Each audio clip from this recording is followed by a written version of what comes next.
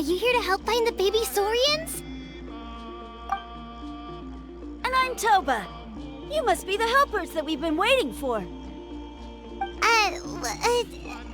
It's nice to meet you too, but we're just passing through.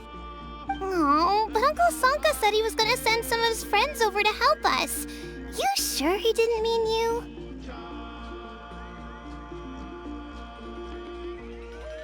Yeah, sorry. Whatever this is about, it sounds like you've got the wrong end of the stick. Wrong end of the stick? Darn it! We've been tricked, Huni. I should have known that Glasses Guy was a con artist. What are we supposed to do about the baby Saurians now? Time's running out.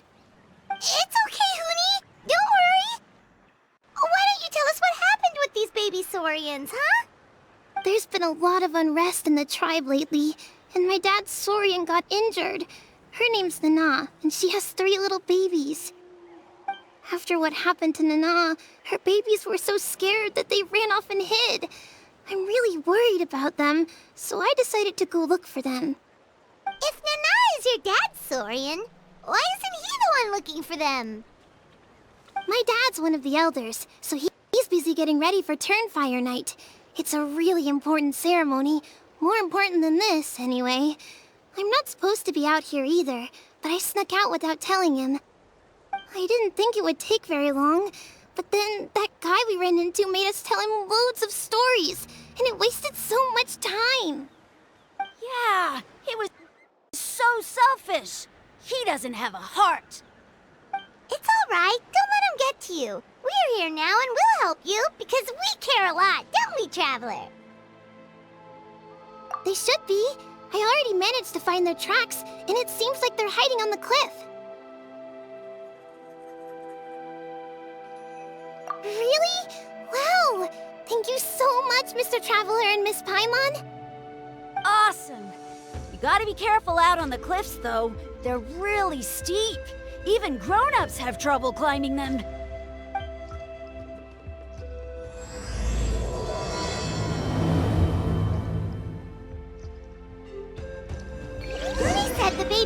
Saurians are on the cliff, so let's find a way up.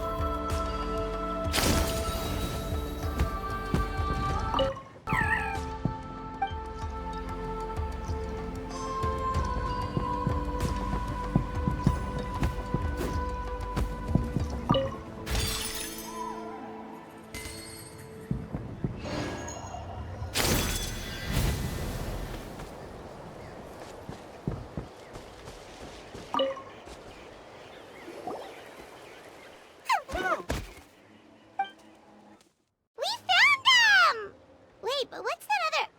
A how? Well, if it isn't the gruesome twosome who wormed their way into our servant circle of friends. Still awestruck from the last time we met? Would that be why you hastily scrambled up here to pay your respects the moment you saw us? I suppose we can't blame you. Such is the spell that our majesty casts on our minions. Very well. You heathens leave us no choice. The almighty Dragon Lord, Kahula shall grant you the audience that you seek. Come, pucker up. You may now kiss our feet. Wait, aren't you like Kinich's sidekick? What the heck are you going on about? You're somehow managing to be even more annoying than the last time we met. Silence! Who are you calling sidekick? We are the Dragon Supreme, sovereign ruler of the Nation of Flame. We shall have you know that last time, were it not for Kenich's earnest pleading on your behalf, you would have received not a single word of mercy. Oh, come on. You talk big, but Kinich clearly has you under lock and key. That's more like it. If you must know, our humble servant begged us to investigate an abyss incident near Hoytsidlan, and we chose to grant his request. Abyss incident? See this little lizard? Its mother, a medium-sized lizard, came under the influence of abyssal power. In her confusion, she attacked my servant's tribe, then assailed her own offspring. Yikes. So how is she doing now? She was but a lowly bug fighting against the power of the abyss. Naturally, she has departed for the Night Kingdom. Such a fragile creature. Apparently, she ended her struggle by leaping from a cliff. Leaping from a cliff? My dear anemic flying ant, as addled with questions as your head may be, please keep them to yourself and wipe that absurd expression off your face. We are the almighty Dragon Lord Kahula, not a wish-granting fountain. Anemic flying ant? Cute! Just you wait. Two can play at the ugly nickname game. We sense a faint abyssal energy. An evil sorcerer must be lurking nearby, but they are well hidden. If you encounter any suspicious outlanders, be sure to give them a robust interrogation. Suspicious outlanders? Wait, are you mocking us? Ha! How dare you cast aspersions on your ruler, heathen! You're just lucky that our servant has such vile taste in friends. Otherwise, we would beat you black and blue, and then purple, then black again! If you're not here to kiss my feet, then get out of my sight. Do not impede the work of the almighty Dragon Lord, Kahula. Potty mouth on that guy! Paimon is furious! Still, good to know about the abyss threat, huh? Wasn't expecting that. Let's not get sidetracked.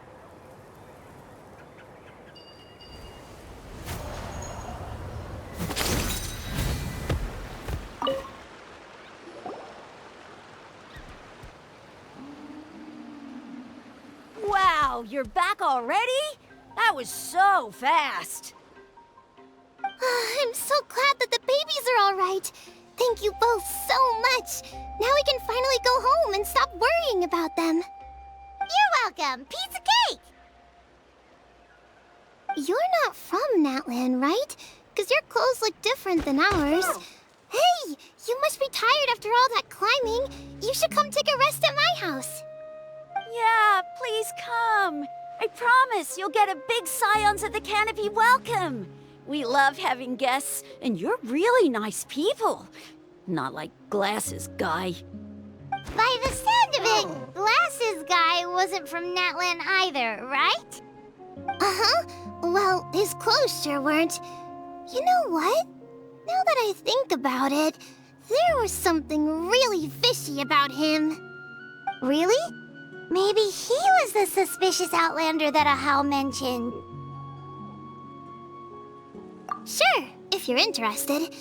Oh, let me think. How did the conversation go again?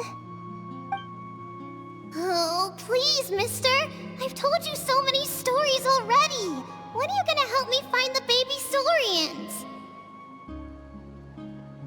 Just one more story. One more, I swear.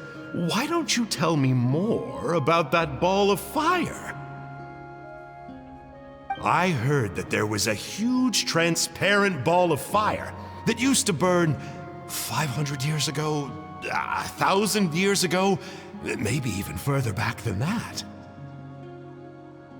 Oh, you mean Turnfire. That's where the ancient name Mollypo comes from. Oh, wow. So it was the origin of an ancient name. That's impressive. Uh-huh. There's a story behind every ancient name. The legend goes that the Turnfire first appeared in the era of the Grand Alliance. It was used by the tyrant Och Khan to rule over Natlan and oppress anyone who opposed him. Turnfire is different from normal fire. If you get set on fire with it, you'll feel horrible burning pain from behind you, but you won't die from it right away. And whatever you do, you mustn't turn back to look at it. Why? What happens if you turn back? As soon as you turn around, poof! You get burned to a crisp. Well, good golly gee. I mean, it's one thing to singe someone's clothes, but burning people alive? That is a big no-no in my book. Right? How nasty is it to burn someone from behind and not even let them turn around to look? Och Khan really was an evil tyrant. Yes, shocking behavior. Now, let me guess. Eventually, a valiant hero came to save the day? That's usually how these stories go. Good guess, Uncle Glasses. Seems like you really know your stuff. The hero was called Yupanqui. He's the ancestor of our tribe. Yupanqui was friends with Och Khan the Tyrant, and also Shibalanke, the first Pyro Archon. He was working as an ordnance officer for the Grand Alliance at the time. He didn't like how Och Khan was such a cruel tyrant, so he stole the Turnfire and threw it at the Och Khan's army. The soldiers couldn't defend against it, and they all got turned to ash. And that's how our ancestors set our people free. But just as he was about to leave the city, he thought he heard Och Khan calling out to him from behind. It caught him off guard, and he turned around to look. But Och Khan wasn't there. All he saw was a city burned black, an army in ruins, and giant flames reaching up into the sky. A split second later, the flames he saw burst out from inside his eyes and swallowed him up. All it took was a single glance. As soon as he looked back, he was burned to a crisp. The question is, was this the price he paid for stealing the Turnfire, or the price of turning back? Nobody knows the answer. But the fire that consumed Yupanqui burned more fiercely than any other. It burned for 100 days until it burned a hole right through the ley lines. And then, the flame dropped into the deathly dark Night Kingdom, where it still burns to this day. The grown-ups say that it lights up the path that leads to the next life. But for the dead to be reborn, they have to accept the flames and be purified by the fire first. It's like a final look back at your life, where you have to answer for everything you did. Anyway, that's the story of Yupanqui's Turnfire. Ah, a fine parable indeed. So, is it true? Is it really possible to find this fire in the Night Kingdom? I don't know. I think it's just a story. Either way, I assume this name has been passed down in your tribe ever since? Sure has. It went to Burkina, the hero that we celebrate on Turnfire Night. But that was 500 years ago. Yeah, and now it belongs to Kinich. So we often call him Malipo Kinich. Kinich, huh? All right, Uncle Glasses, that's enough stories. Now, can you please go find the baby Saurians for us like you promised? I would, but doesn't the legend of the Turnfire teach us not to look back? Let's not go dredging up the past. Tell me more about this Kinich guy. One more story, I swear. Starting now. No? Careful, Toba. You look dangerously close to cursing me out right now. Tut tut, we can't have that. Cursing is for grown-ups only. Uncle, you'd better not be trying to trick us, or the Turnfire will get you when you die. How would it get me if I'm outside of Natlan? Uncle Glasses isn't from here, you know. Unlike you. Huh? Wait, is that?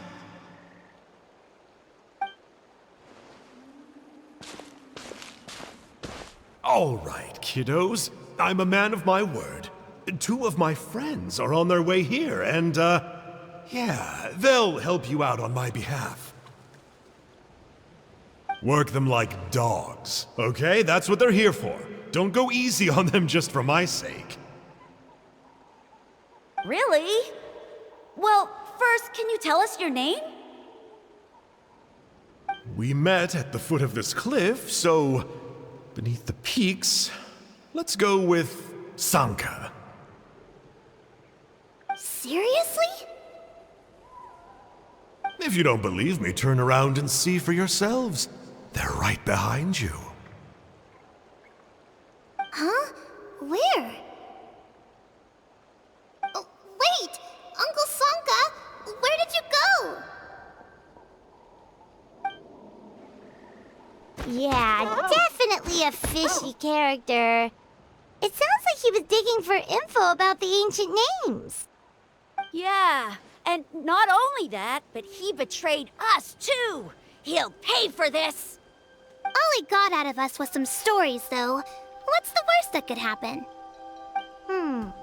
Traveler, maybe we should go tell Kinich about this. Ahau says he's investigating it, but he's a bit of a loose cannon. We probably shouldn't take him at his word. Huh? You know Kinich? Not very well, but we have met him before, and one time we had a meal together. Aw, man, I'm so jealous. I never even spoken to him. He's so cool. He's the Saurian hunter, and he has a really awesome ancient name. Me neither. I don't think my dad really likes him, though. He always tells me to stay away from him. Probably because of that little creep he always hangs out with.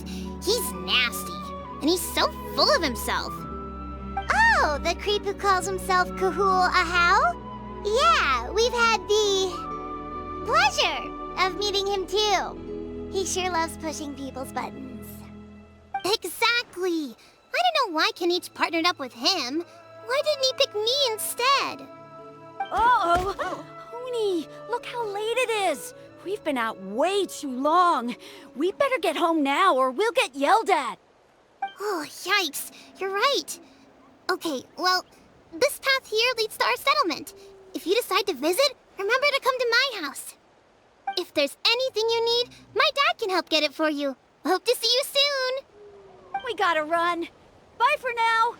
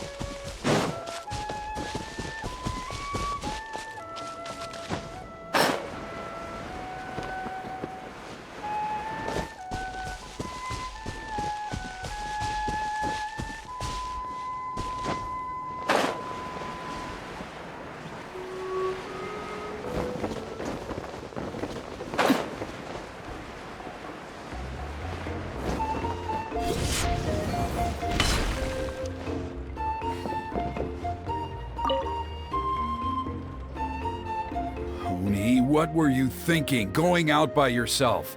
Don't you know how dangerous it is? It's okay. Toba helped me. And we met some kind strangers who helped us, and... Kind strangers? What made you so sure they were so kind, huh?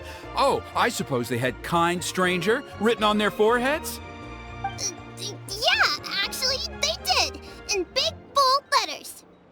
Don't talk back to me. The Mountain King problem still hasn't been solved. What would I do if I lost you too? No dinner for you tonight. They were good people, Dad. Dinner or no dinner. Hello again, Huni. It's Miss Paimon and Mr. Traveler. Dad, it's them. They're the ones who helped me. And I promised we'd take care of them if they came to visit. Oh, so you're the kind strangers. Well, I'm Trinidad. Apparently, you helped my daughter today, so if there's anything you need, just ask.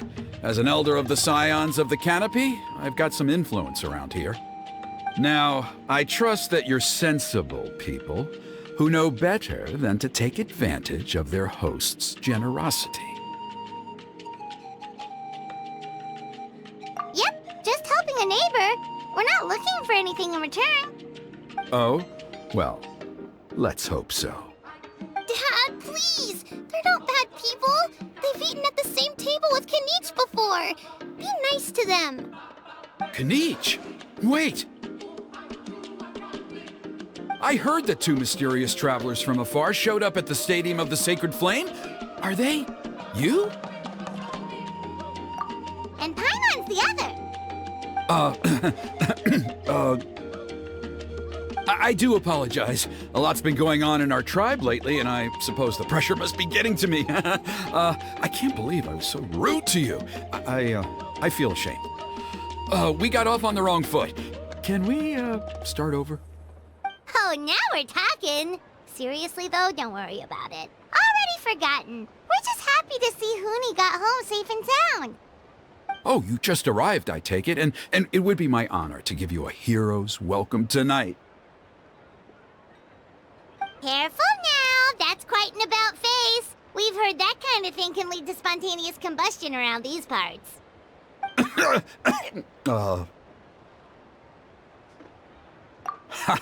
My dear traveler, you are very perceptive indeed. Go inside now, Huni. Dad's got some important business to discuss. Okay. Look after Mr. Traveler and Miss Paimon. They're very special guests. Well, we'll hear you out, but we can't make any promises that we'll be able to help. Well, this is a matter of utmost importance. Please, allow me to explain. For many years, our tribe has celebrated the Turnfire Night. It is a traditional ceremony among the Scions of the Canopy in which we remember our ancestor, Burkina, and his companion, Kangamato, the Mountain King. Burkina was a hero who bore the ancient name Malipo, and Kangamato was a powerful Yupanqui warrior. Together, they fought against the Abyss. They were victorious, but it came at a great cost. Burkina paid with his life. The Mountain King survived, but was contaminated by the Abyss, and he remains in hibernation to this day. Normally, Yupanqui never live longer than a century. It is possible that the abyssal power is responsible for his unnaturally long lifespan. Oh, that's right. The Mountain King is a living symbol of our glory, but even this glory comes at a price. The abyssal power inside him is highly sensitive, and when it is disturbed, he awakens and flies into a blind rage, attacking anything that moves. So, besides the ceremony, another important part of Turnfire Night each year is cleansing the abyssal power inside the Mountain King, so that he will remain sound asleep. However, Abyss-related incidents have been on the rise in that land lately, as I'm sure you're both aware. As a result, it has become increasingly difficult to keep the Mountain King in hibernation. Only 5 months have passed since the last Turnfire Night, and he's already showing signs of instability. Has he woken up again? He has. We managed to contain the situation by performing a makeshift ceremony right away, but it was a close call. He could reawaken at any moment. Also, he attacked and wounded my companion, Nana, during the ceremony. She became contaminated by the Abyss as a result, and... We heard. Such a tragedy. We're really sorry for your loss. Yes, and Nana wasn't the first. Anyway, right now we're preparing for an exceptional Turnfire Night ceremony, and we need to find a suitable flame bearer. From what I've heard about your adventures, I believe you would be perfect for the role. Of course. Plus, he's a bona fide hero who inherited the Malipo name. Oh, you mean Kinich? Yes, he's the one. A hero, worth his weight in gold. And unfortunately for us, he's all too aware of that. No prizes for guessing what he said when I asked him to host a Turnfire Night outside of the annual schedule. An exceptional ceremony? Oh, I'll have to charge an exceptional price. I swear, no other concept exists in that boy's brain. I'm not the one to usually talk about people behind their backs, but I'm convinced the Wayab got hit on the head and took a wrong turn the day it chose to give that ancient name to him. I mean, have you ever heard of a hero whose mantra is, "What's your asking price?" Oh, and don't get me started on that insufferable Ahau he hangs around with. Thinks he's God's gift to mankind. Pompous fool. Yeah, Paimon has to agree on that last part.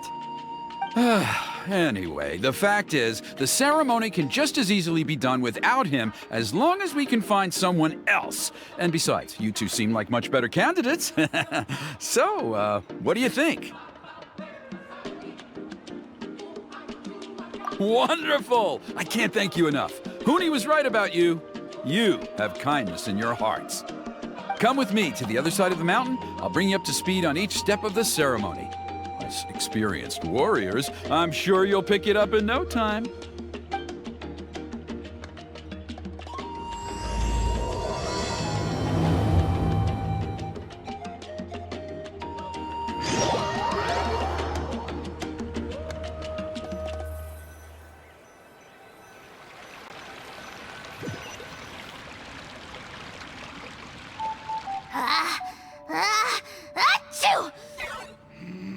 Horses! Who dares insult the great Kahula behind his back? Oh, great Kahul Ahau, bless you. Shut your filthy mouth, worm of the abyss! Your putrid words defile the air we breathe. You make the almighty Dragon Lord, Kahula sick to the stomach! Speaking as a member of the Abyss Order, that's music to my ears. Exactly the kind of reaction we're going for. But on a personal level, I gotta say, it's pretty hurtful. Ugh, never have we heard such brazen blustering from someone who is inches from death! Up yours, Four Eyes! We spit in your face! Okay, well, that I am at a loss to explain. How do I manage to stay so chirpy and cheerful? I can only guess it's some kind of powerful magic. But I digress. Mr. Kinich, I admit it, you, sir, are a legendary hunter. Still, the only reason you caught me is that I was reluctant to run away. You see, I'm very interested in the lore of your tribe. Okay. Is that it? Kay? Aren't you intrigued to know what it is about you guys that prompted a visit from the Abyss? It's the extreme sports! The other day, I narrowly avoided getting hit by a very brave soul who just leaped off a cliff. I think you call it bungee jumping? Anyway, I was very impressed. That is what I call embracing the spirit of adventure. Look, I even did a painting inspired by the bravery and freedom of the scions of the canopy. You scum-sucking swine! Ugh, I swear, if you go bungee jumping, it'll be without a rope! Head first off the tallest cliff, with a band of hunters on your tail, and nowhere left to run, and a bottomless cesspit waiting for you on the ground. You say that, but I get the sense that Mr. Kinich isn't planning to take my life right now. On top of that, I'm tired of spying on you from afar. So why don't we just negotiate a comfortable operating distance that works for both of us? I've heard that the most important thing in human relationships is to respect each other's boundaries. What do you say, Mr. Kinich? Or you could tell me what it is you're really after. What? And then I'll name my price.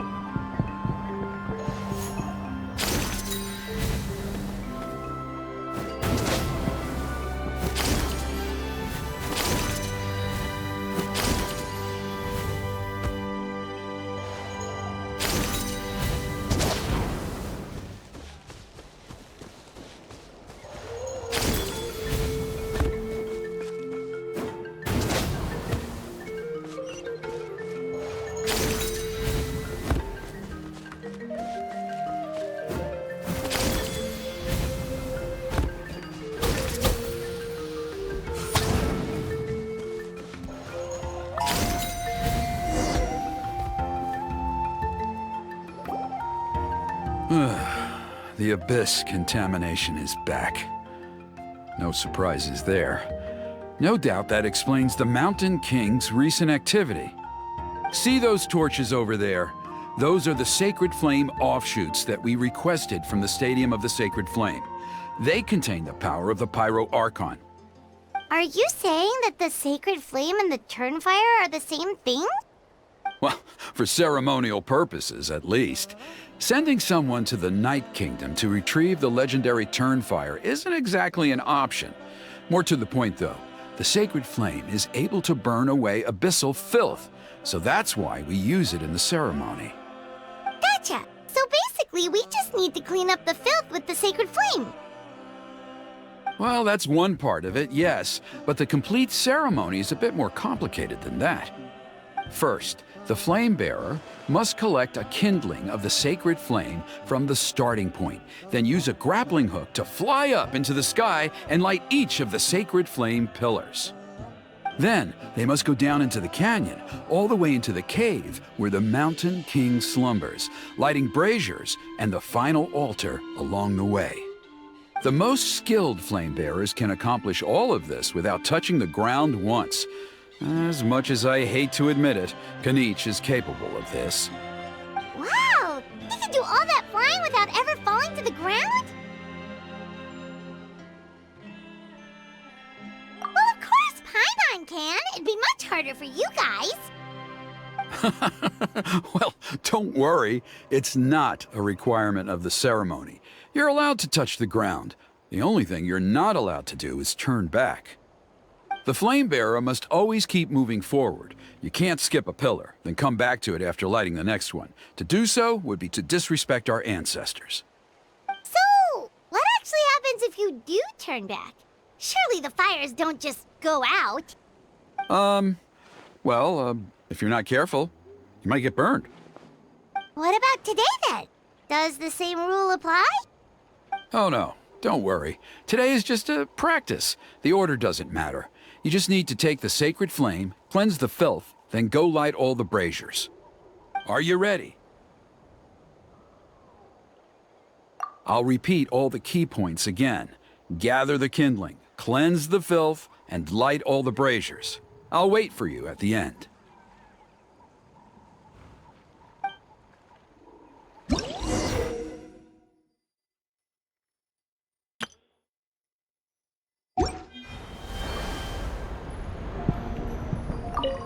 Alright, let's use this kindling to complete our mission.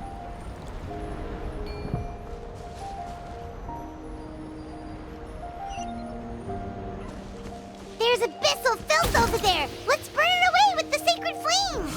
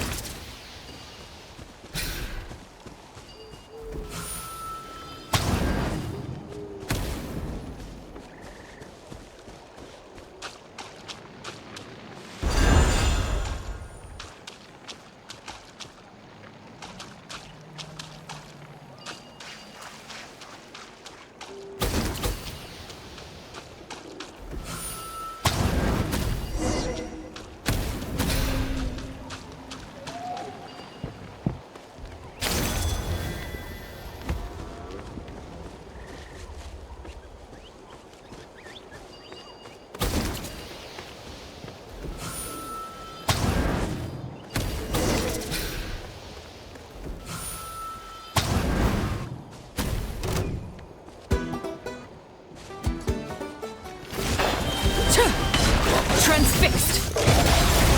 There is no escape! Hold the line!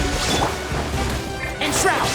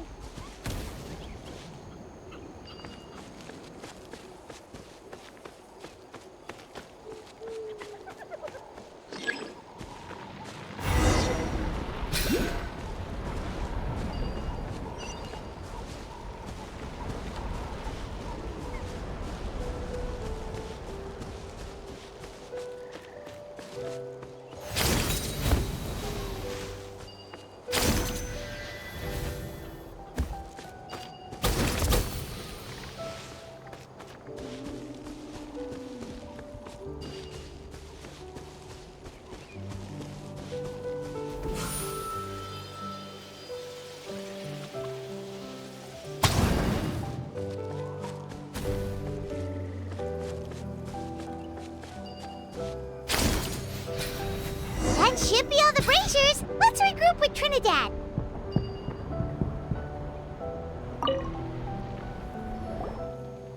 I knew I was right about you. You have outperformed all of the other previous candidates. If there was an ancient name for outstanding flame bearers, I'm sure the Wyab would consider you for the honor. Yeah, although it would probably take Paimon quite a bit longer. All right, now there's still a few days left until the ceremony, and I should probably get back so I can inform the chief and the other elders that I have found the flame bearer we need. Oh, you mean they've still got to sign off on it?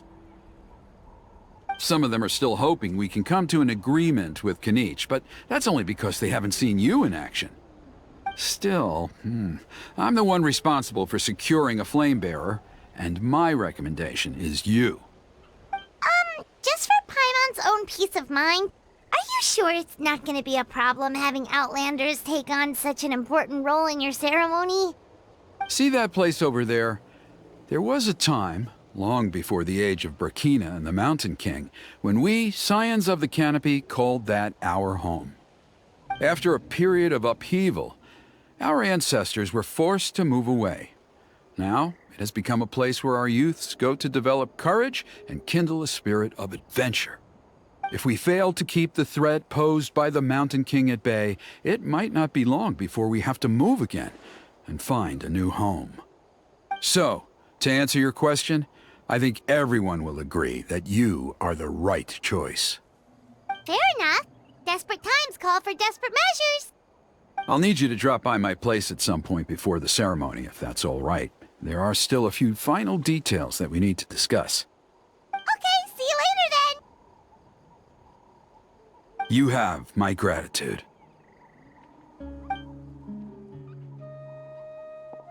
We've helped out with a lot of other local festivals before, but this one feels a little different. Anyway, let's take a break before heading back to Trinidad's place.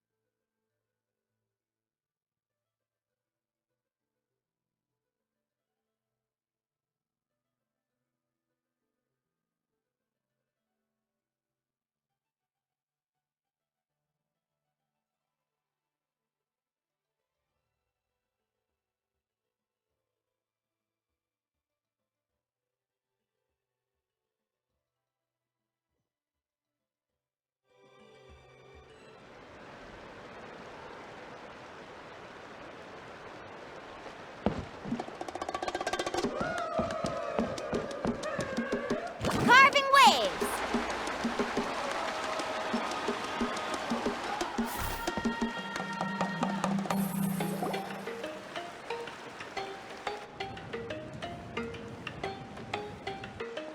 Traveler?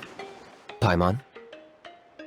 Kinich! Fancy meeting you here. We've actually been looking for you. I'll get straight to the point. I hear you accepted a proposal from Elder Trinidad. Oh, the, Turnfire Knight, you mean. You were still his first choice. It's just... Oh, jeez. It's not what it looks like, promise. Chill, it's cool. I only mention it because there's something you should know. And I suspect Elder Trinidad hasn't been completely forthcoming with you. His true intention is to resolve the Mountain King problem once and for all. Once and for all? You mean this'll be the last Turnfire night ever? That's right. He wants to use you to send the Mountain King to the Night Kingdom. To the Night Kingdom? You mean... To his death. Whoa! Are you serious right now? You shouldn't go blurting out accusations like that. It can get you in trouble. Too blunt? Okay. I'll phrase it more gently. There is potentially a possibility that Elder Trinidad may be hoping that during the course of the ceremony, you kill the Mountain King dead. But that's ridiculous! He told us the Mountain King is a living symbol of your tribe's glory! And that glory comes at a price. Oh, that's right. The Mountain King is a living symbol of our glory, but even this glory comes at a price. Ah, yes, and Nana wasn't the first.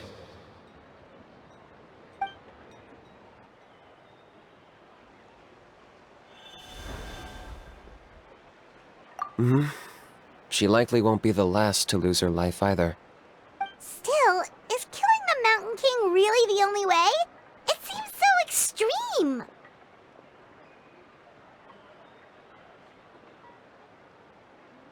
The Mountain King is a unique case when it comes to abyssal contamination. It's eaten away at him for so long that it has consumed him entirely, and the damage is irreversible. That evil power has both driven him insane and kept him alive over the centuries. So, to look at it one way, once it's completely purged from his body, the Mountain King will finally be able to rest in peace. In past ceremonies, we've only purged around half of the abyssal power. This was to strike a balance, to keep him alive, but also keep him asleep. Trinidad didn't say anything about how much power he wanted us to purge, but he did say there were some more details to go over before the ceremony. Then it sounds like you'll know for sure soon enough. If he really asks us to kill the Mountain King, what should we do?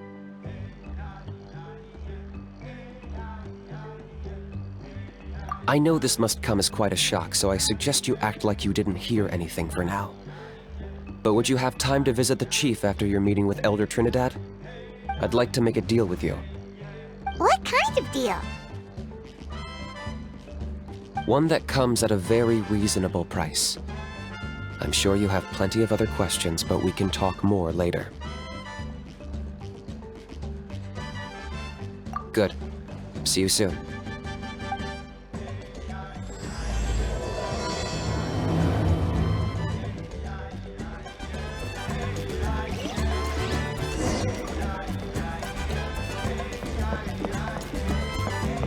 Let's ride!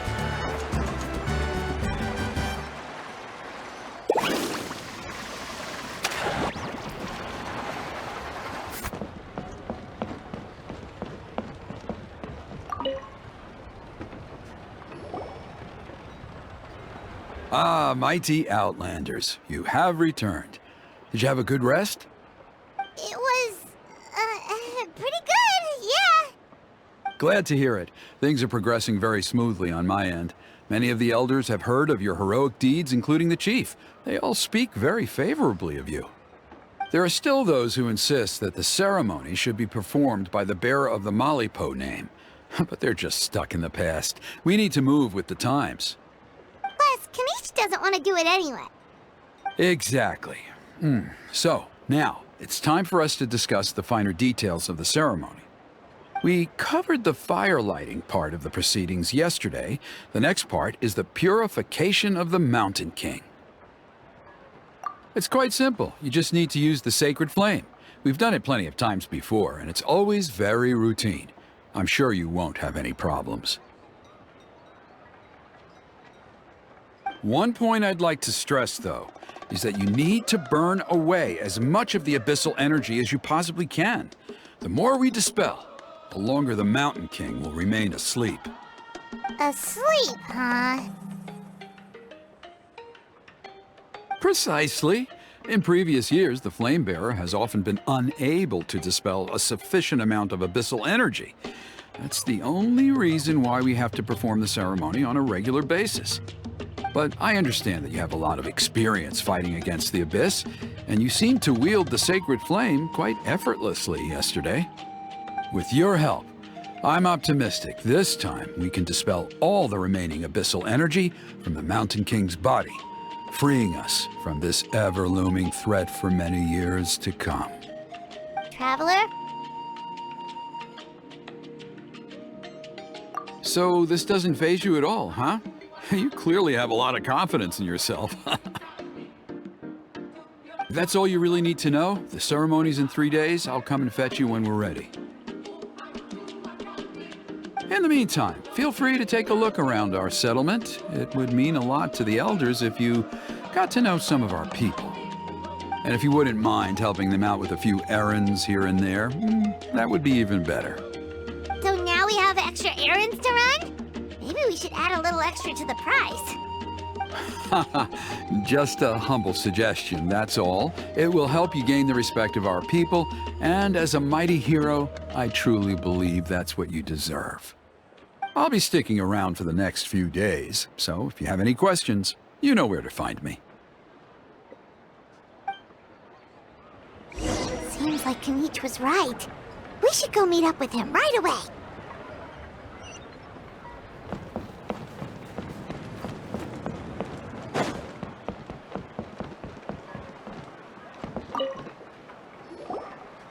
Huh, you're here.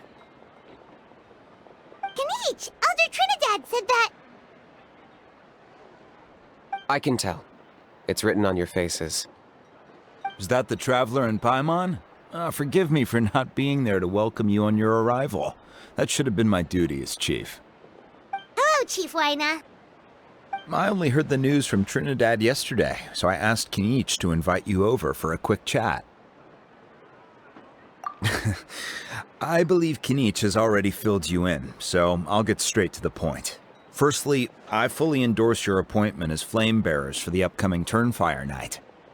However, I would like to request that you take steps to ensure the Mountain King's safety.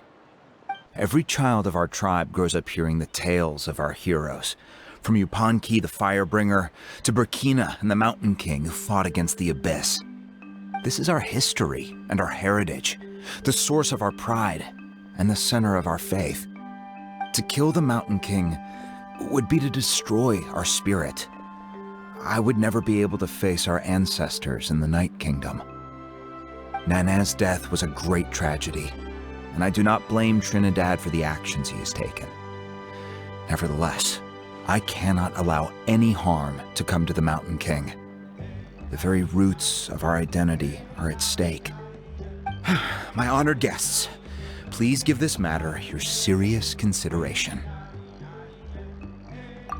Perhaps there is, but despite all our attempts to contain the situation over the years, we've not found it. Right now, I should like to hear where you stand on this matter.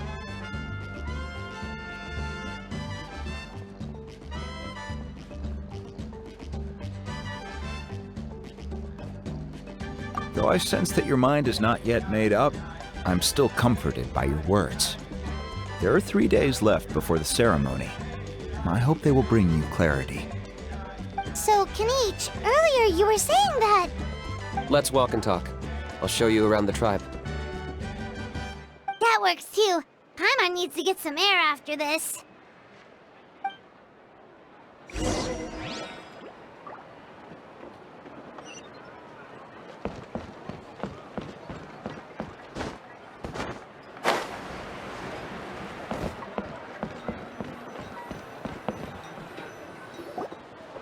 Kinich, Paimon finally understands why you turned Trinidad down.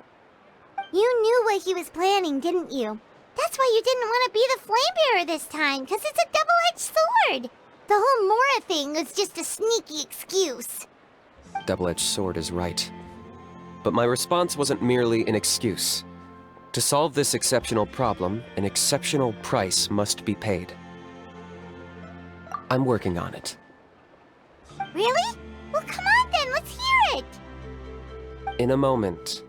Didn't you have a question you were about to ask me? Oh, yeah. What was it again?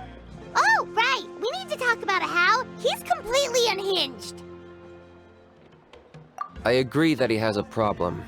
He needs disciplining, so I hired him a teacher. You got him a teacher? Oh, Paimon would love to see him get scolded for bad behavior. Anyway, moving on. When we ran into a How, he said you two were investigating some abyss thing together. Is that related to the whole Mountain King situation? Yes, that's the angle I've been working on. I'm a Saurian hunter, but I occasionally hunt the abyss too. One time I was pursuing some purple demonic dogs when I accidentally entered a hidden space. I did some research after the fact. Apparently they're known as beastly rifts, and there are many of them of all different sizes. That's where those purple dogs were coming from. So, if we can locate one of these beastly rifts, clear the monsters out, and move the Mountain King inside, he'd be able to continue living, but without posing a threat to the tribe. whoa, that sounds kinda crazy. Would it really work? It's not without its risks, of course. There's a lot of unknowns in the equation. For instance, for all we know, a prolonged period inside the rift could make the Mountain King's condition worse. Still, we desperately need something like this, even just as a temporary measure. You've seen the conflict the issue is causing in our tribe for yourselves, and believe me, it's been a long time coming. The chief is adamant about keeping the Mountain King alive, whatever happens. Paimon can understand. It's less about the Mountain King and more about preserving your culture and heritage.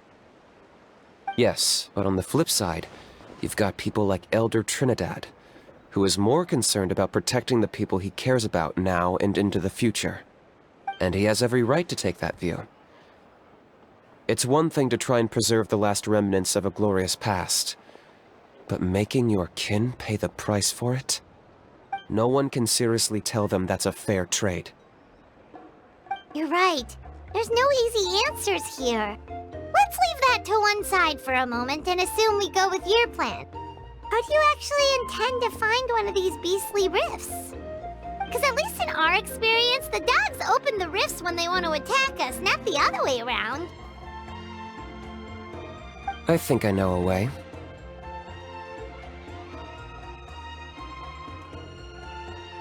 You have any better ideas? Not at the moment, but it just feels like using the power of the Abyss for our own ends isn't gonna end well. After all, the Abyss is what turned the Mountain King into a monster in the first place. People are gonna think you've lost your marbles. If it doesn't end well, then that's the price we pay. Everything in the world comes at a price. Even when Yupanqui, the Firebringer, stole the Turnfire, it cost him dearly. The Mountain King's erratic outbursts have brought tensions within the tribe to a boiling point. Unless this gets resolved quickly, everyone will be stuck in a stalemate. Alright, so what's this deal you wanted to make with us? We're hardly experts on exploiting abyssal power. All I need you to do is keep people away from me. I'm getting harassed on a daily basis by people trying to convince me to be the flame bearer. I can't afford to waste all my energy dealing with them. If you help me out, there'll be a gift for you in return. Ooh, what kind of gift? Something well worth your while, I'd say. Just keep doing what you've been doing. Integrate yourself with the tribespeople, so everyone comes to terms with the fact that we have a new flame bearer. That way, I won't have an endless stream of people coming to beg me to join the ceremony, and I can focus on finding a way to summon the beastly rift. Then, when the day of the ceremony comes, we'll move the Mountain King into his new home. Still sounds pretty crazy. Even for a daredevil like you, that's dangerous. And even if it works, what if neither Chief Lina nor Elder Trinidad are happy with it? Have you thought about what you'd do then? At least the two of them would finally be on the same side of the issue, leaving only me on the opposing side. The tribe needs leaders like them far more than a Saurian hunter for hire like me. Can I take that to mean that we have a deal? For sure. And who knows? Maybe we'll come up with an even better solution to all of this in the next couple of days. Great. Well, for the next couple of days, please spend some time among the tribe and lend a hand wherever you can. I'm sure everyone will be swept off their feet when they meet our new flame bearer. Good luck to us both.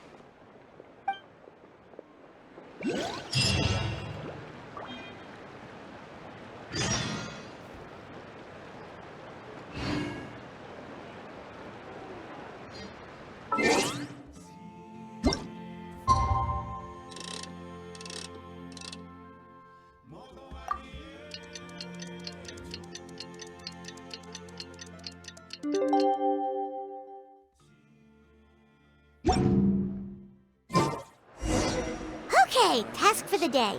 Meet the tribe's people and take some heat off of Kinich's back.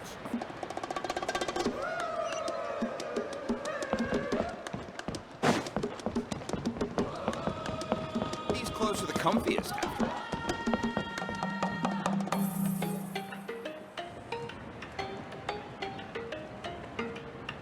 Pony, how can you call the Mountain King a monster?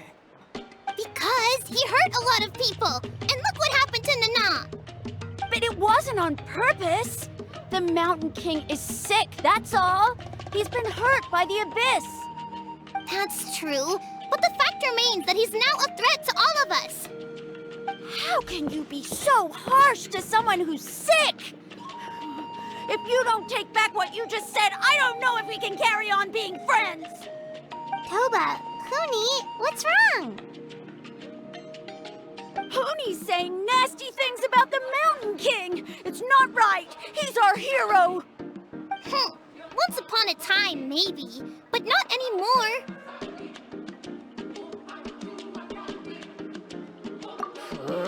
Yesterday, maybe, but not anymore.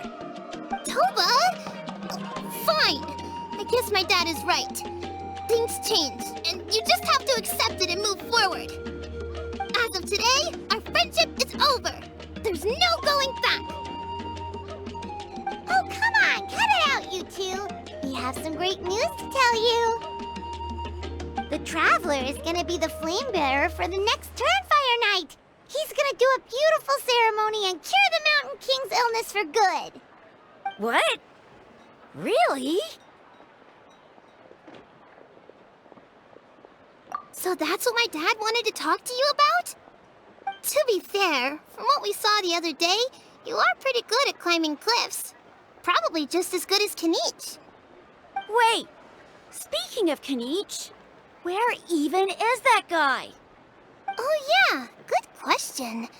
Is he not coming to the ceremony anymore? We can get him to come, but if he catches you two fighting again, he won't be happy. He'll be sure to give you both a piece of his mind. Oh, we can't let that happen. I've never even spoken to him before. I can't afford to make such a bad first impression. I didn't mean to argue with Toba. All I said was that the Mountain King has done some pretty bad things. He was the one who turned it into a fight.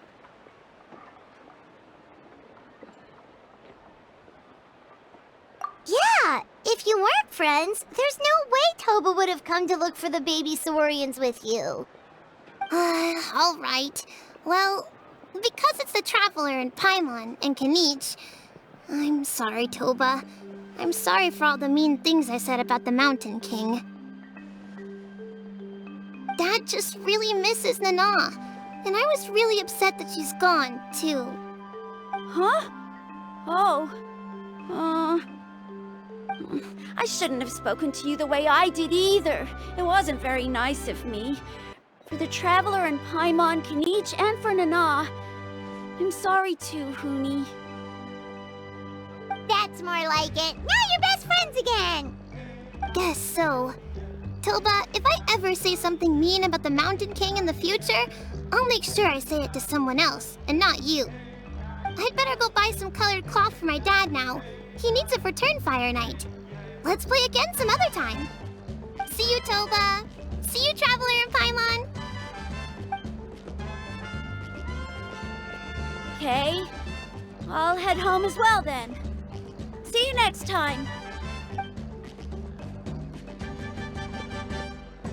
Okay, take care, you two. Even though they said they're sorry, it looks like their friendship isn't as strong as it was before.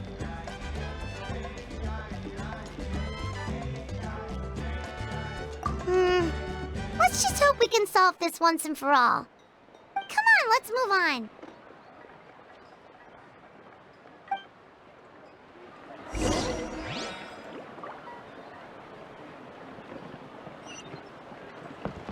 Need a surfboard? Huh? What's going on over there? Let's take a look.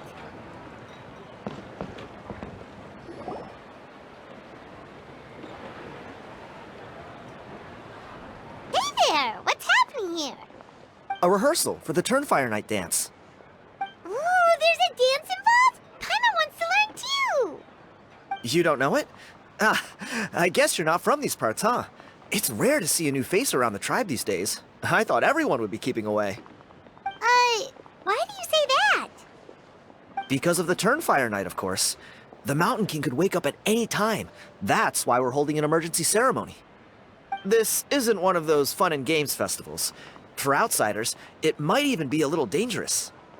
Well, did you know that the Flame Bearer this time is actually gonna be an outsider? Oh, I did hear about that. It's a first for sure. I would have loved to meet them in person. What? Oh, it's you? Man, oh man. Well, this is a nice surprise. It's funny, I was just thinking that I'll probably miss out on meeting the new Flame Bearer since I'm not taking part this time around. Then suddenly, there you are. Must be my lucky day. You're not taking part in the Turnfire night? How come? You're not an outsider too, are you? You must be joking. Watch this.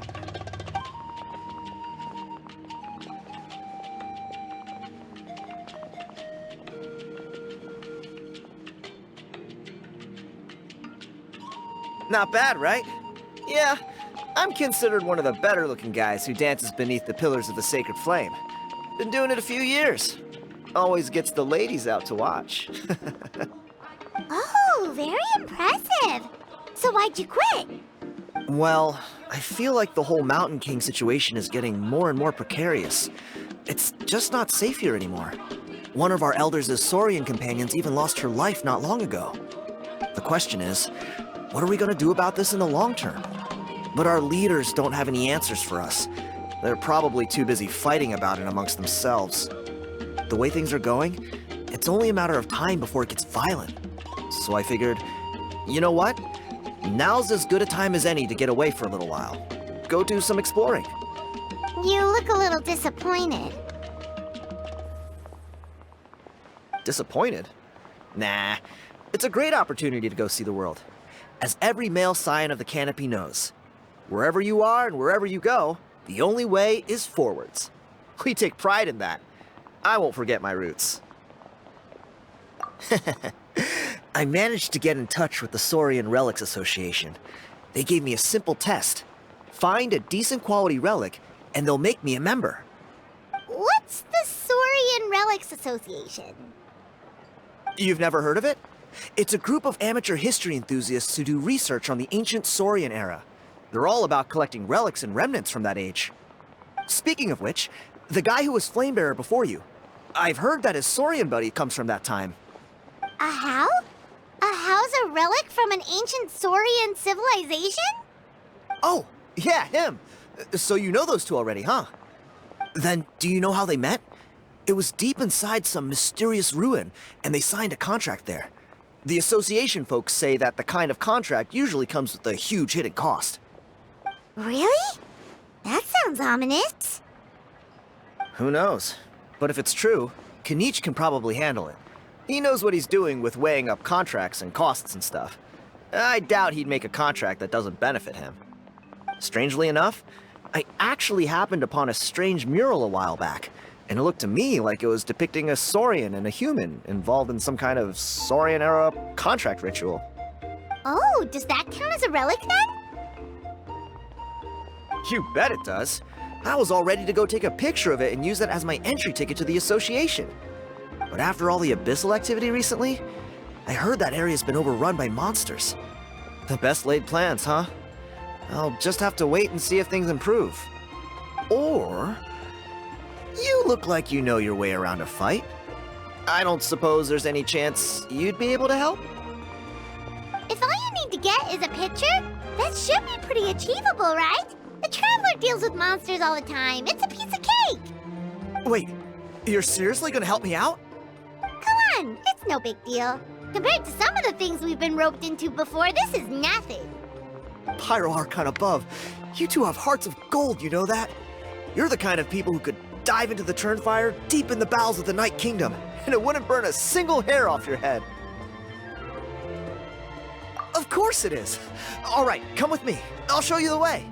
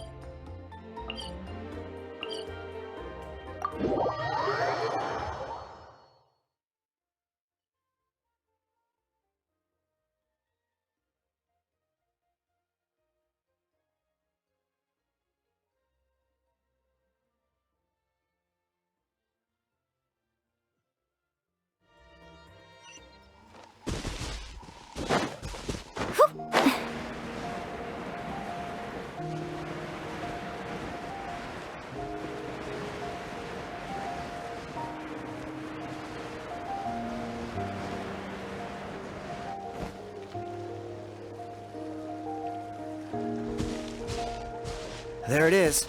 It's inside these ruins. As you can see, the place is crawling with monsters. Alrighty then. Stay back and take cover, Tiago. This could get dangerous. We'll take care of him. Great minds think alike. I'm not about to cramp your style.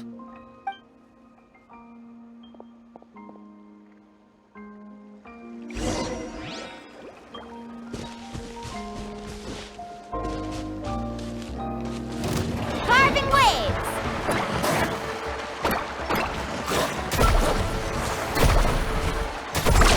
Woohoo! Transfixed! Shine down!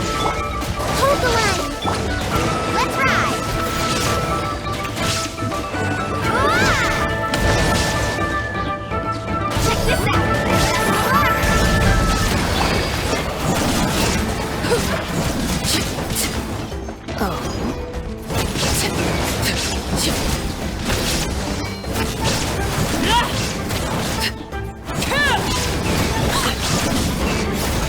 Everlasting as the moon!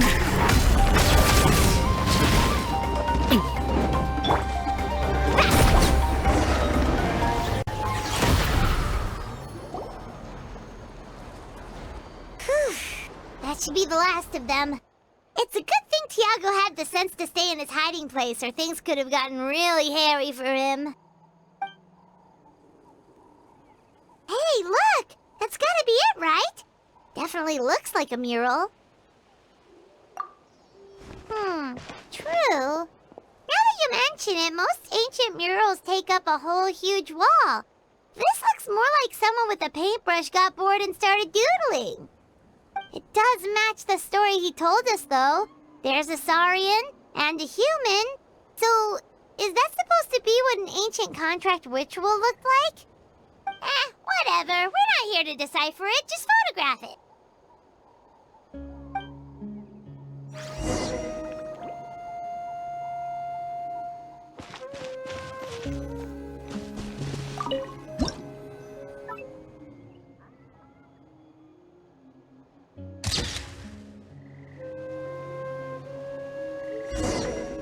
That's a wrap. Let's take it back to Tiago.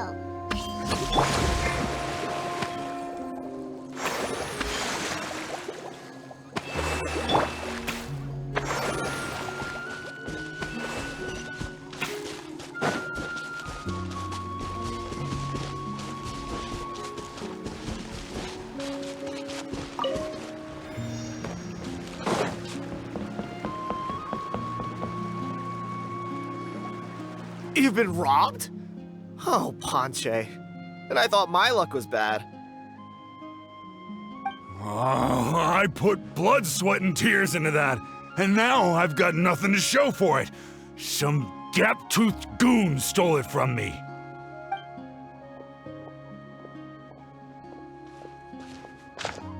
Tiago, is this the picture you were looking for? Let me take a look. Yep, that's the one. Pyro Archon above, you two are superhumans. Hey, Ponche, come and say hi to these guys. They're gonna be the new flame bearers, and they're tough as nails. Wait, are you the Traveler and Paimon? Huh? You already know each other? I don't think so. My nephew Toba's been telling everyone about you. He says you're crazy strong, super friendly, that you helped him out, and that you're gonna be our flame bearers this Turnfire night. Oh, so you're Toba's uncle. Great to meet you, sir. Sounds like we managed to make a bit of a name for ourselves. Toba's not wrong, my friend. These two are honestly some of the nicest, most genuine people I've ever met. Everyone speaks incredibly highly of them. Seriously. If you're comfortable telling them about what happened, I guarantee you they'll sort it out in no time. Really? All I want is to get the fruits of my labor back. Allow me to explain. Ponche is a well-known scholar within our tribe, author of the widely acclaimed book, Yupanqui's Turnfire. Unfortunately, the book was stolen by a treasure hoarder a few hours ago. I spent years of my life researching that book. I visited every last ruin, interviewed every descendant of every hero in our history. On the word Malipo alone, I covered at least 5 different interpretations of the meaning based on accounts from different villages. It was an unparalleled masterpiece. And now it's all gone. That little goon ambushed me during my morning walk. He snatched all of my belongings, including my entire manuscript. That book was everything to him. It's like they robbed him of his soul when they took it. Look at him. Lost and listless. He's a shell of the man he was. Dear honored guests of our clan, I am but a helpless old student. If only for Toba and Tiago's sake, please help me, I beg of you. See what I mean, Ponche? Now you've run into these two, your luck's about to change, big time. I don't know if he's still there, but come on, I'll take you.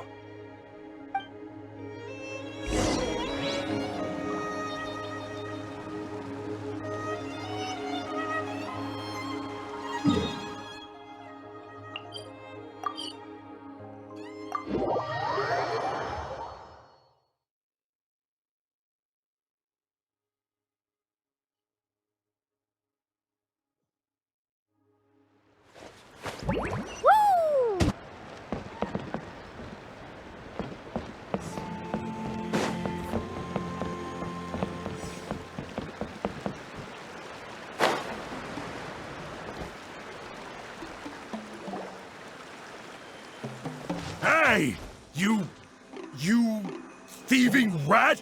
Give me my things back! What do you want now, you old bum? God, you're a waste of space. Prepare to get shoved butt first into a tree hollow. Oh, what's this? Brought a little bodyguard with you, huh? All right, let's see what you've got. What's this? Eat dirt, suckers!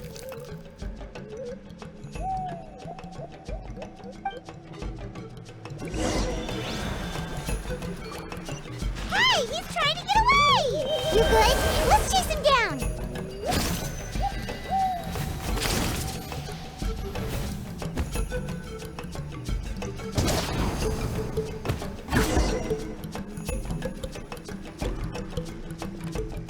Stop, please! By all the warriors, heroes, gods, and kings, I can't run any longer. Please, I don't have your stuff anymore. Have mercy. Oh yeah? Well, where is it then? I threw it away. You threw it away? The old bum's bag didn't have a single mora in it. Just a tatty old book, worn out pens, and some old rags. All that time lying in wait was for nothing. I was so mad, I just threw all of it away. Is that really the truth? Okay then, where did you throw it away? The same place you found me. Look, I swear on the Pyro Archon it's the truth. May all my worldly possessions be turned to ash by Turnfire if I'm lying. Okay, that's a pretty strong oath. What do we do now? It sounds like he's telling the truth. Right. Let's hope nobody gets to the book before we do. We'll never get it back then.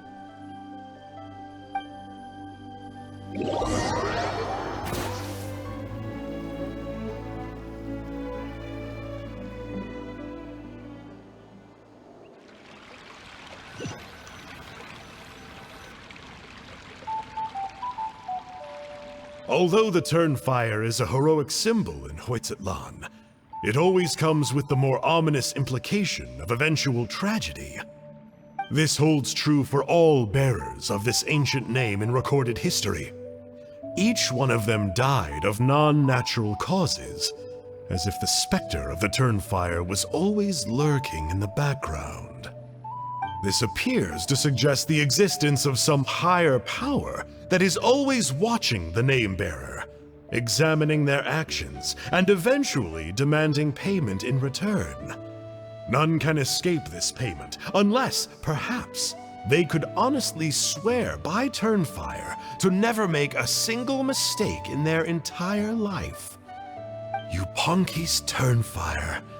What an incredible work on ancient name philology. I can't believe it was just lying there for me to take. Let me see, the author is Panche. Nice. A gentleman and a scholar. Silence, book muncher! The great Kahulahow will suffer your droning voice no longer. Do you truly find no joy at all in perusing such rich historical records? Joy? What joy is there in this pointless drivel? Well, it makes a pretty shocking prediction. Every bearer of the ancient name Malipo eventually meets a grisly end. Maybe that's the price you pay for the name that means price? What? You're saying Kinich will die a violent death? So I'll finally get to take over his body? When will that glorious day arrive? The great Kahulahow demands to know! Wow, you are just irredeemable, aren't you? An agent of chaos down to the core. You make us Abyss Order folks look like saints in comparison. Silence, maggot! To presume that anyone compares your kind with the great Kahulahow is sheer vanity. And if that day ever comes, oh, your doom will soon follow. You don't need to lecture me about Doomsday. Here's what I know, based on countless historical texts. All civilizations will be reduced to rubble by the passage of time. From ancient kingdoms, to heavenly thrones, to worlds beyond, there are no exceptions. But from the ruins of every civilization, the dust will rise and never settle, thus transcending the confines of time. That dust is what we call a civilization's spirit. And you, great Kahulahow, are one such speck of dust from a bygone age. I've paid dearly for the chance to observe you up close. Now, let me take a good look at you. We'll see whether any memories of that age still remain inside you.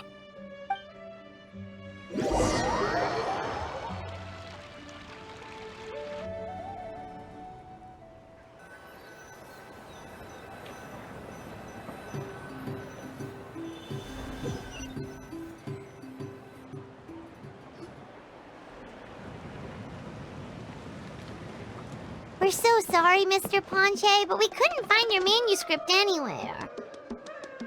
Does that mean all of my hard work was for nothing? You gotta stay positive, Ponche. You might have lost the book, but the brains behind it are still intact. Surely you remember the main points at least? The whole reason I worked so hard to get it finished before the Turnfire night is because I hoped that maybe it might help us find a way through these trying times. But now...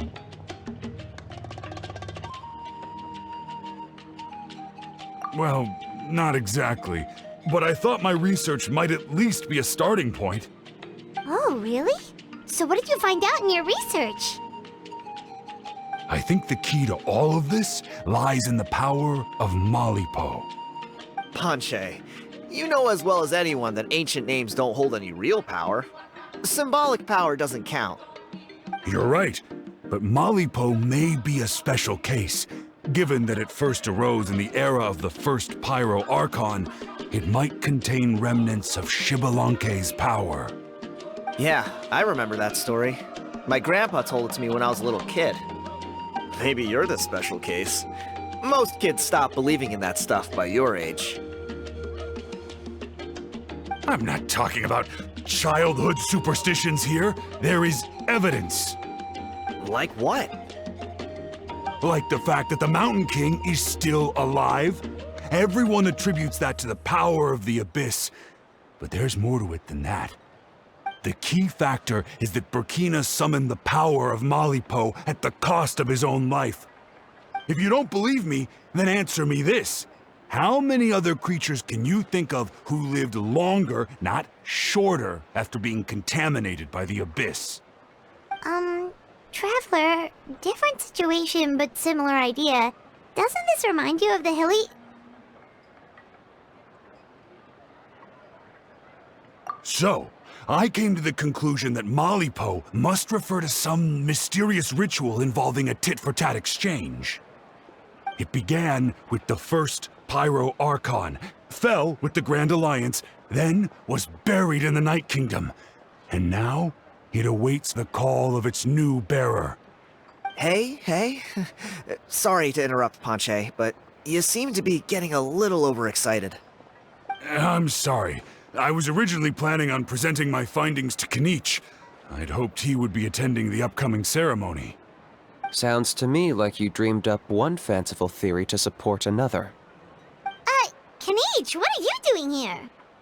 I more or less finished what I was doing, so I came to have a quick catch-up.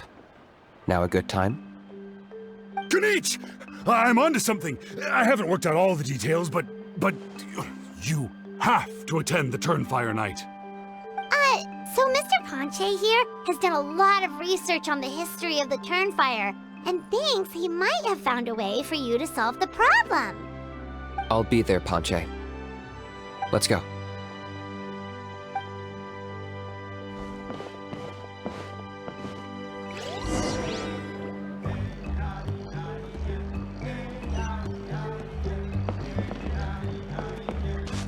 Let's ride!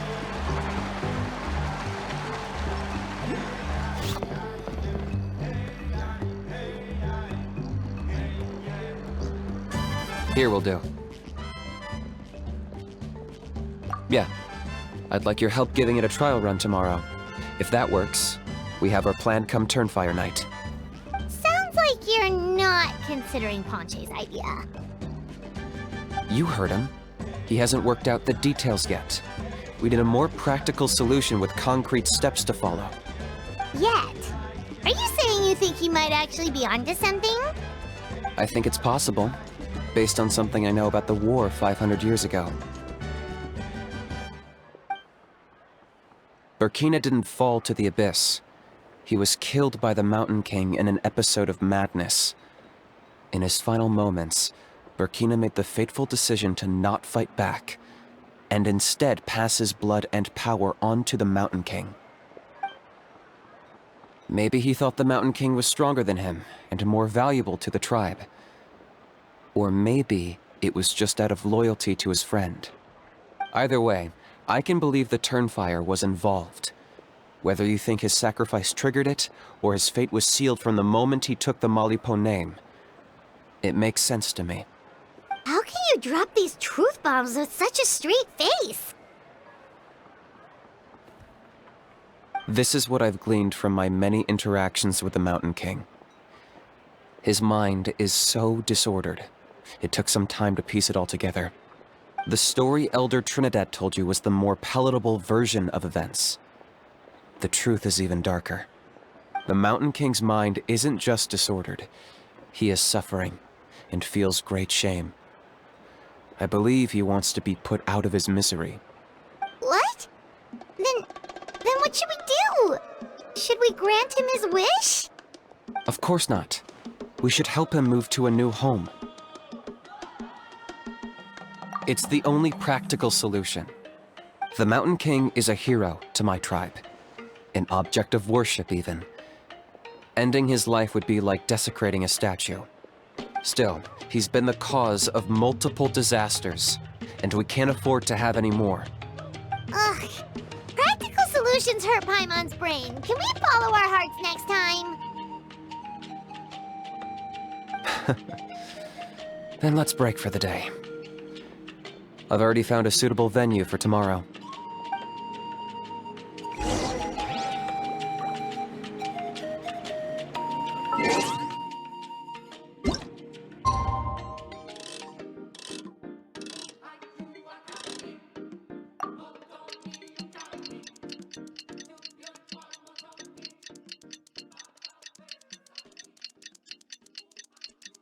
The most important part of going out to have fun is, well, going out. So just show up and I'll handle the rest.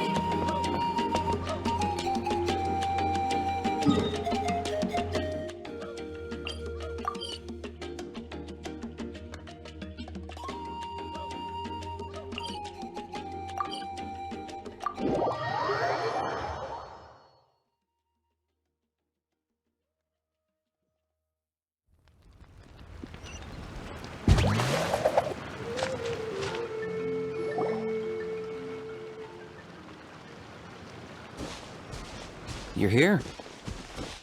Very punctual. Oh, so the gruesome twosome come crawling back. Here to make amends after the gross irreverence you displayed last time? Very well. The almighty Dragon Lord, Kahula shall grant you the audience that you seek. Now pucker up and kiss our feet. Kinich, didn't you say you found him a teacher? He's just as out of control as ever! Hey! No one gets to discipline the almighty Dragon Lord Kahula. No one! Maybe because I've never had a gentle-natured companion like Paimon to compare against. Is that a compliment? Yeah, I see what I'm missing out on now. And it's a lot. Kinich! We could drown this measly flying ant in one droplet of spit! How dare you compare her to the almighty Dragon Lord Kahula? Oh, just wait till I possess your dead body! I will commit heinous atrocities! Tear down your legacy! Destroy your reputation! Wreak havoc on your...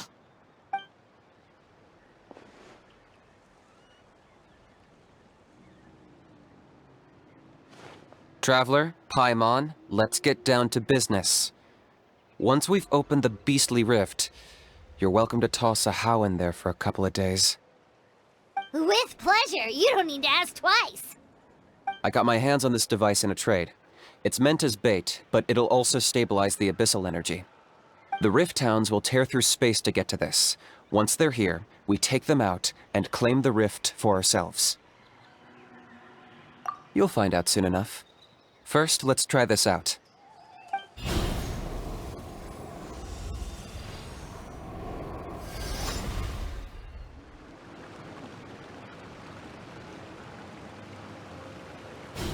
They'll tear you to pieces given half the chance, so be careful.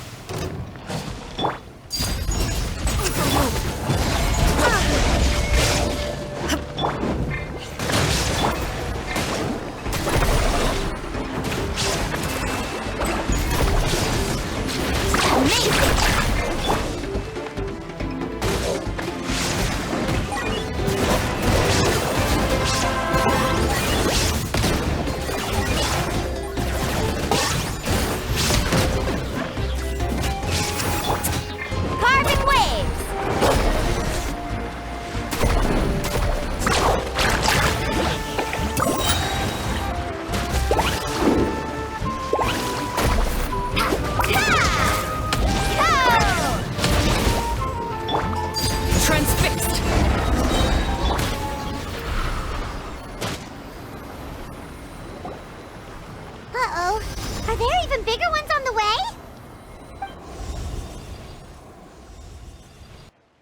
You see, Kinich? I'm a man of my word. In fact, I'd say I under-promised and over-delivered. Nifty little gizmo, isn't it? I take it this is your true form? Now that our deal is complete, it's time to start the next phase of our relationship. I made a promise to the great Kahula How, and now I'm here to seize your body for his use. Cliché, I know. The hero's trusted partner sells him out to the abyss in a shocking act of betrayal. Cue bad guy speech and drawn-out death sequence. Huh? Angel? Huh? Huh? What are you two doing here? Oh, Mr. Kinich, this is not what we agreed on. Traveler, this is the gift I got you. I know you're looking for intel on the Abyss Order, so I thought he might be of use to you. But it looks like you've already met. Yikes. Frosty reception. Gotta say, I kinda pictured this moment going a little differently. Tears of joy welling up in your eyes as you say the words, "It's good to see you again, old friend." Don't be ridiculous. Sounds like you've been reading too many romance novels. There we have it. Change is inevitable and nothing lasts forever. What a pity. Well then, time for you to meet the new me. This time, please call me Sanka. Sanka! Aha! So you're the glasses guy! You tricked Huni and Toba into telling you a bunch of stories! What does it matter? A name is a superficial label. It's what's deep down inside that counts.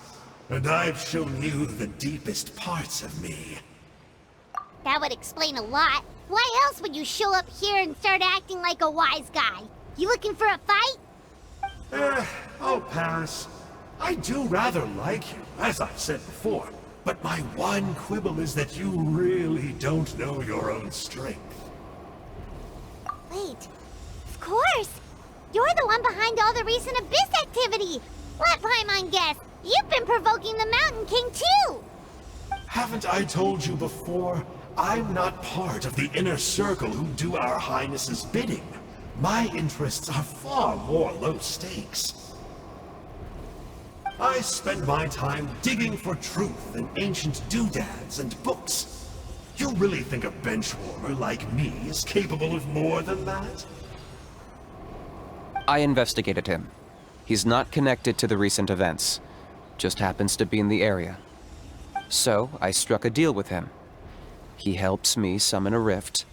I allow him to do some historical research. But that's all over. And now Kinich wants to hand me over to you. Well, I was hoping this would be an opportune moment to whisk away his body. That would have given me some more time to study the great Kahula How.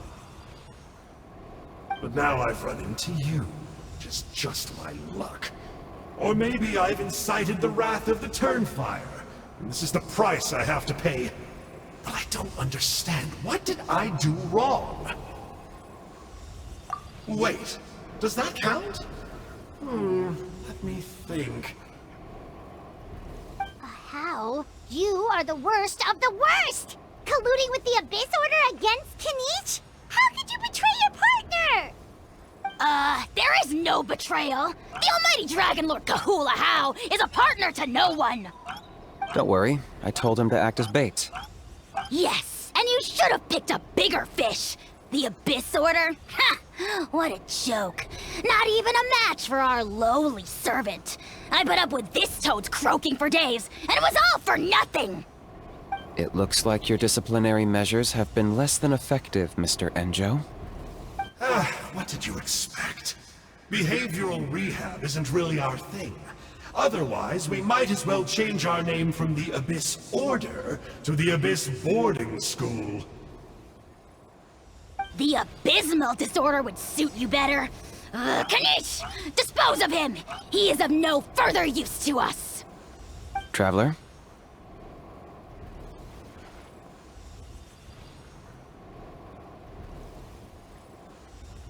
Hey now, I may be a lowly clerk, but don't underestimate me.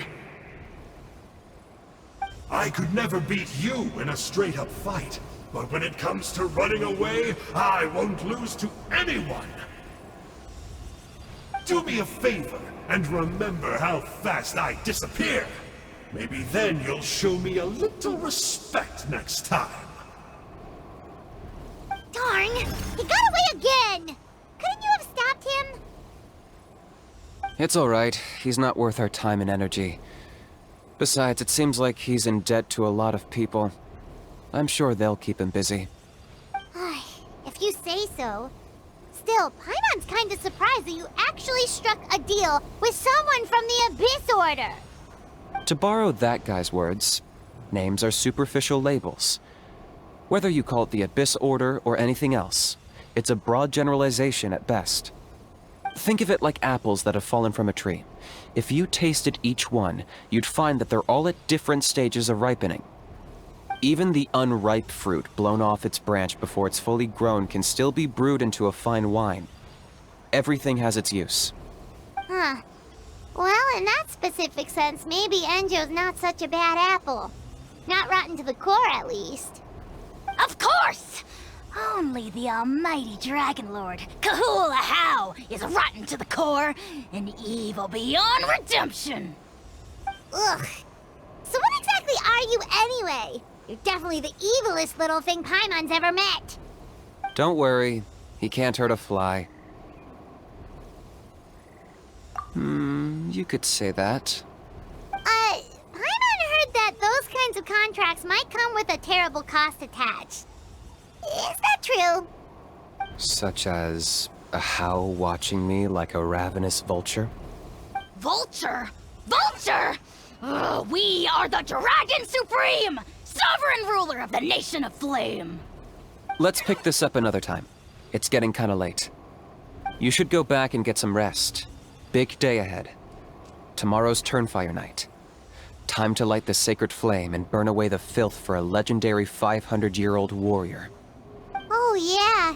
Hearing you lay it out like that is making Paimon a little nervous. For all the work we've put in, it all comes down to tomorrow night. We have to make sure we solve this problem once and for all. Then it can't hurt to say this one more time. Good luck to us both.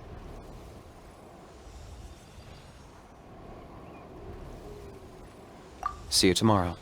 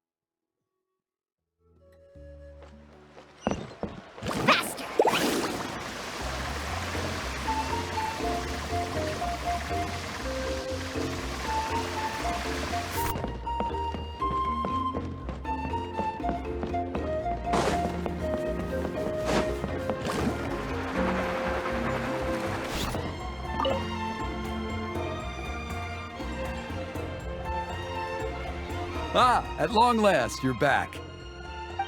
I hear you've done much for our people these last few days. Everyone has nothing but praise for you.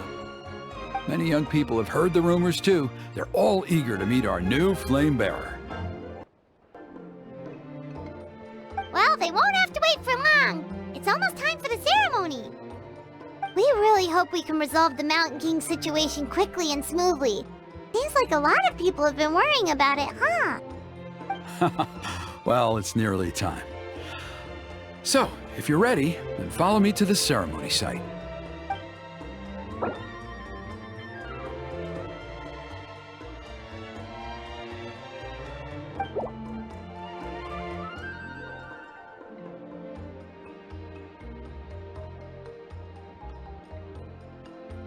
Off we go!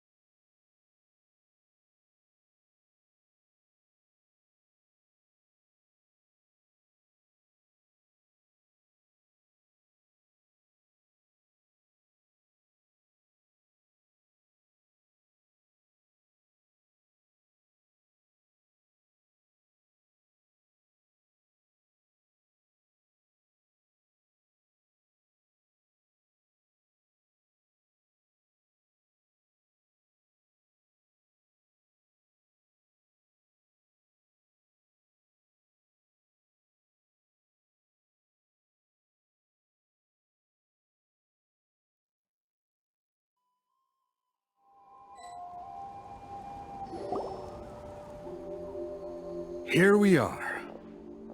Our honored guests have arrived. I have heard much about your fine work over the past few days. I hope you'll allow us to thank you properly after tonight's ceremony. Don't worry about it. Getting this huge venue ready must have been a huge task. No need to make extra work for yourselves on our account. Oh, if it means getting the Mountain King issue resolved, no cost is too great to bear. A resolution will come in due course, but every great fire starts as a tiny spark. We must take it one step at a time. No one would disagree with you if that were possible, Chief, but it's been far too long since we've seen a real step forward. Look around you. Can't you see how our numbers have dwindled since the last Turnfire night? The ceremony was arranged on short notice. Many are away from home and could not make it back in time. That may be so, but still. Good evening, Traveler in Paimon. Kinich! Not a moment too soon. Chief Wayna, Elder Trinidad, could you give us a minute? I'd like to give the Traveler a few pointers as the previous flame bearer. Very well, but make it quick. Let me know when you're done and we will begin the ceremony. Let's step to the side. Has anyone gone over the key steps of the ceremony with you yet?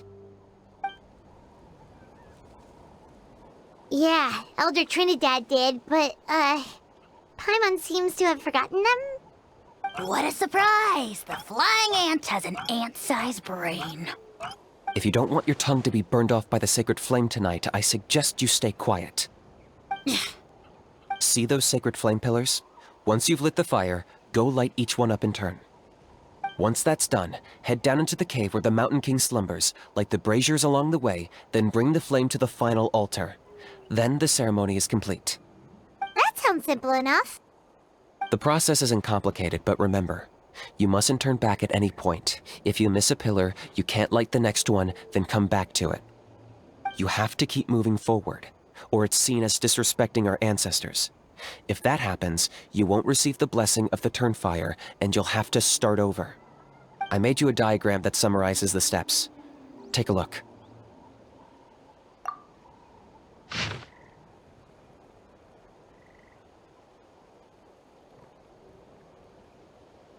So that's our part. What about you? I'll be with you the whole way, and once you've lit the altar, I'll start summoning the rift. You can leave that side of things to me. Just focus on your part. Okay. We'll try to remember all that and get it right the first time. Ready when you are. But I think I saw Huni and the others just now. Maybe you should say hi before you start. Might make you less nervous. Just tell the chief when you're ready.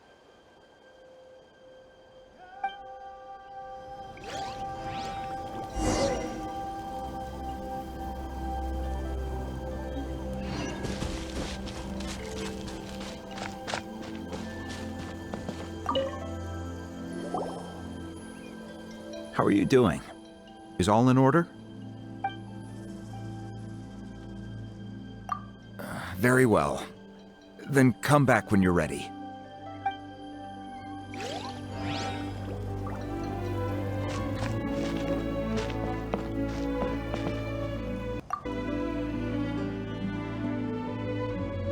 Mr. Traveler, you look so cool today! You're gonna make sure the Mountain King never threatens us again, right? I believe in you.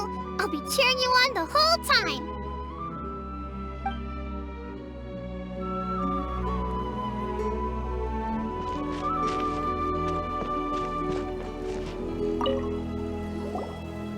How are you doing? Is all in order? I'm counting on you. Don't forget what we talked about. By past fuel and present flame, life marches ever on. My brothers and sisters, the time has come to light the fire once again, and let the Turnfire night shine bright in Hoytzitlan.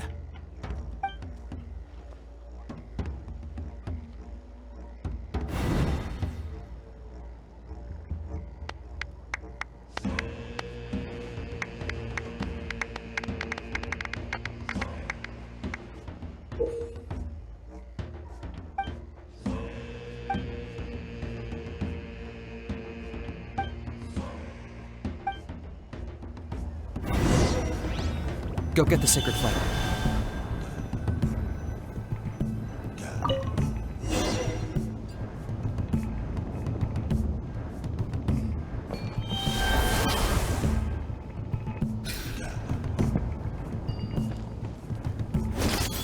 Nicely done. Off to a good start.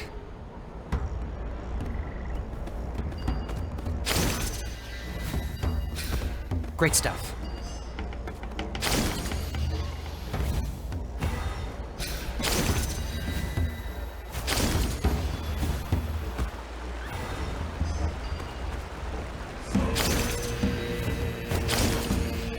You're over halfway. Keep it up.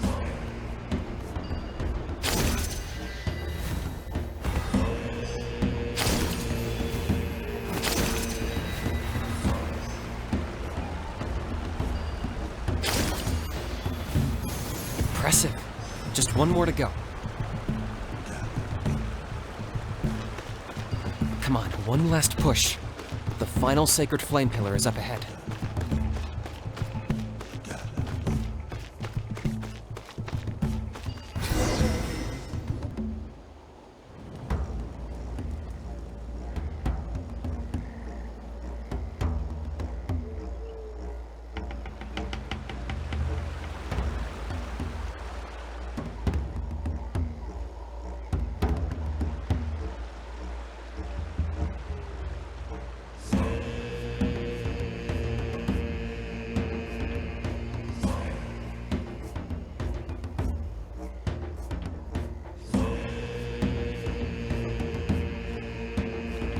Great! All the pillars are alight. Next, it's down into the canyon and head for the Mountain King's cave.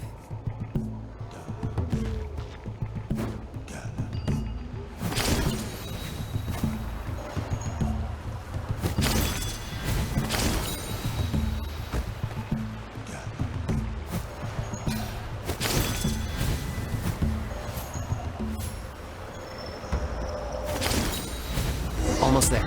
The cave is just up ahead.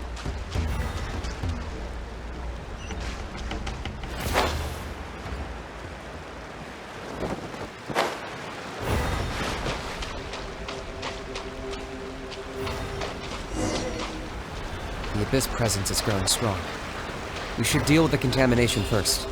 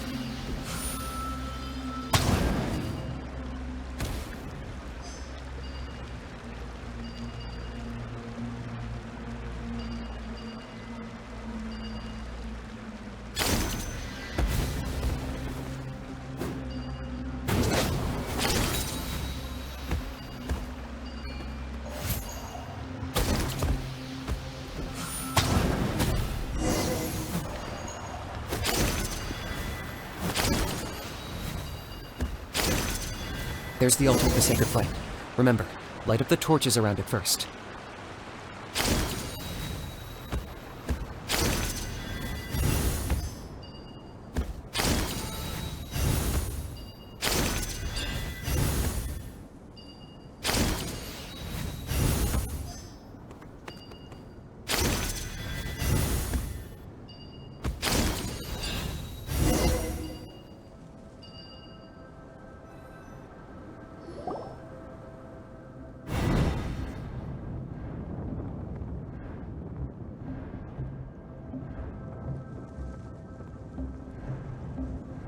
Woohoo! We've lit up the final altar!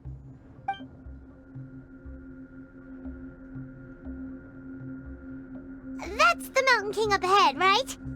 That's him. Kangamato, king of the Yupanqui from 500 years ago. He's very powerful. Paimon can tell. He is huge. Let's tread carefully. We don't want to wake him up. You've made it at last. You did even better than I expected. Traveler, now comes the final and most important step of the ceremony.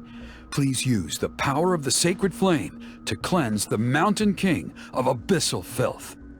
There's no need this time.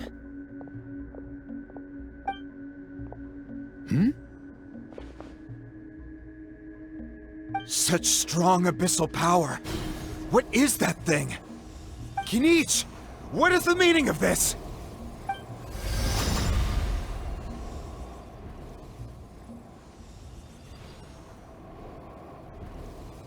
Is that a beastly rift? Chief Huayna, Elder Trinidad, this is about to get a little dangerous. You should step back. What do you think you're doing? Solving the Mountain King issue. You mean by having him torn to pieces by rift hounds? No, stop! We can't let that happen! Foolish Locust! Can't you see? We're trying to shove your Locust King into the beastly rift! But... I'm sorry, Chief Huayna and Elder Trinidad. This is the only way. Can you promise me that no harm will come to the Mountain King? I can't guarantee it, but I'm fairly confident. Traveler, this is not what we agreed on! You must cleanse the Mountain King of every last trace of abyssal contamination!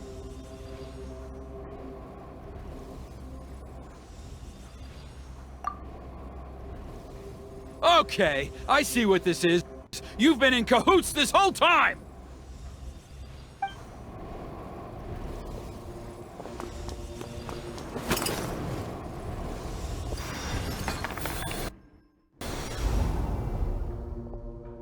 Ugh, you imbecile! What have you done?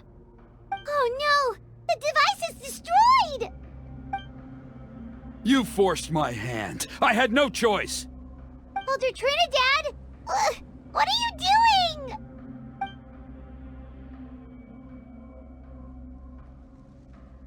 No, The Mountain King is waking up! He will cause even more casualties! Everyone, out! Now!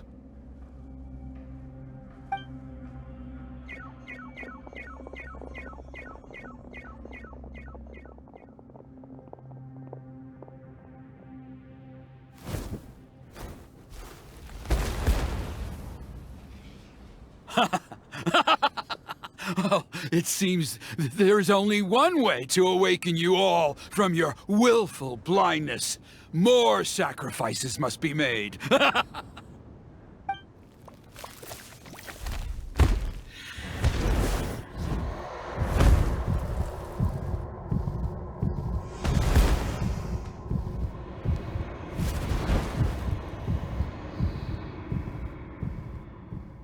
Take me, O Mountain King! Take me as your next sacrifice!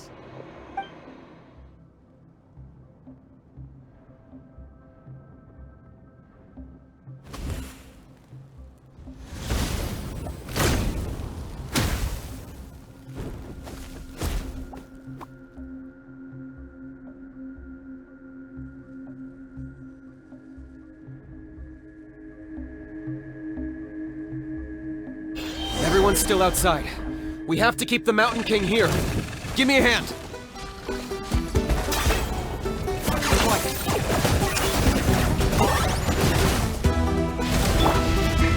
Laid bare. Witness my rise. Illusion shattered. Allow me! Watch out for the fruits he's spitting out. You can use those against him. Let's shred, Sharpie!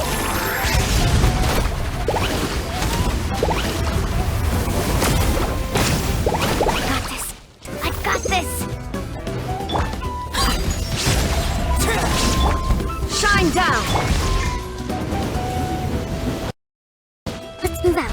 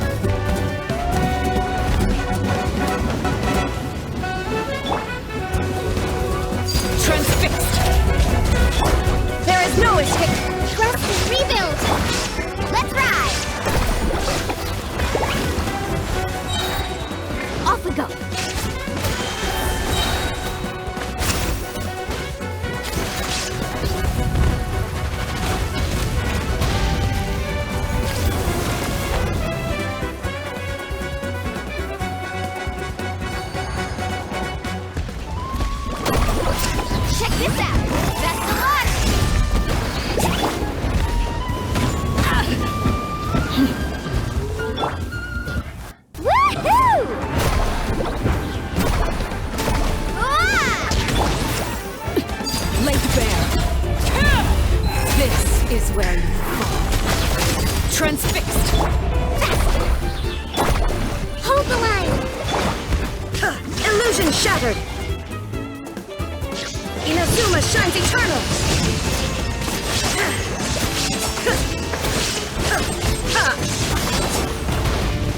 Woohoo!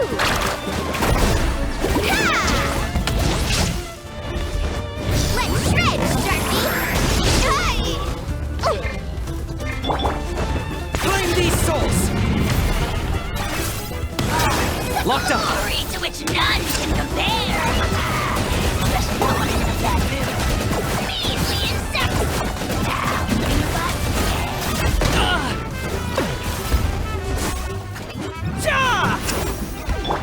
Overruled!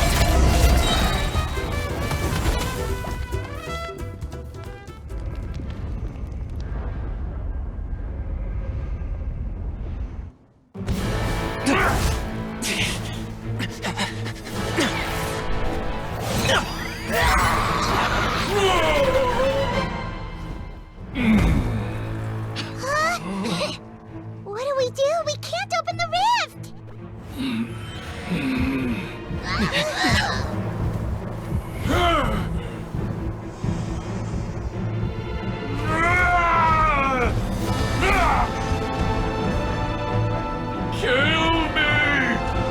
Put an end to White's shame!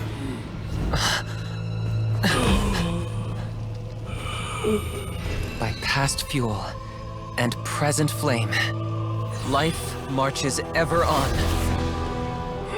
Oh, Burkina, I must atone.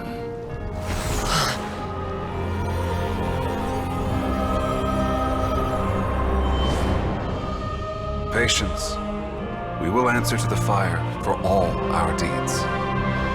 Even if one day I fall behind, never look back. Keep moving forward, as we are now.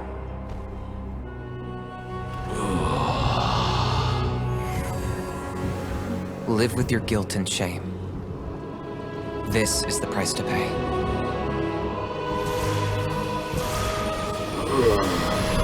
Heir to the Turnfire, please use my ruined vessel to train the heroes of the future.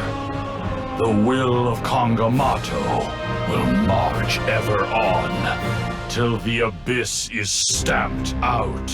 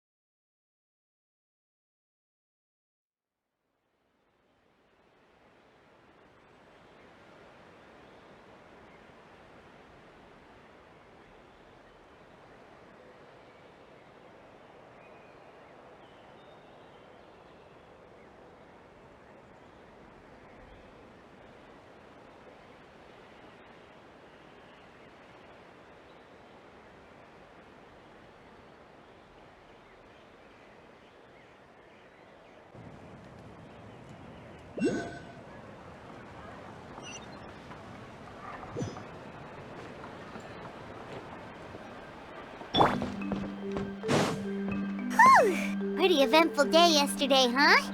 Paimon wonders how things are doing now. Let's go ask the chief!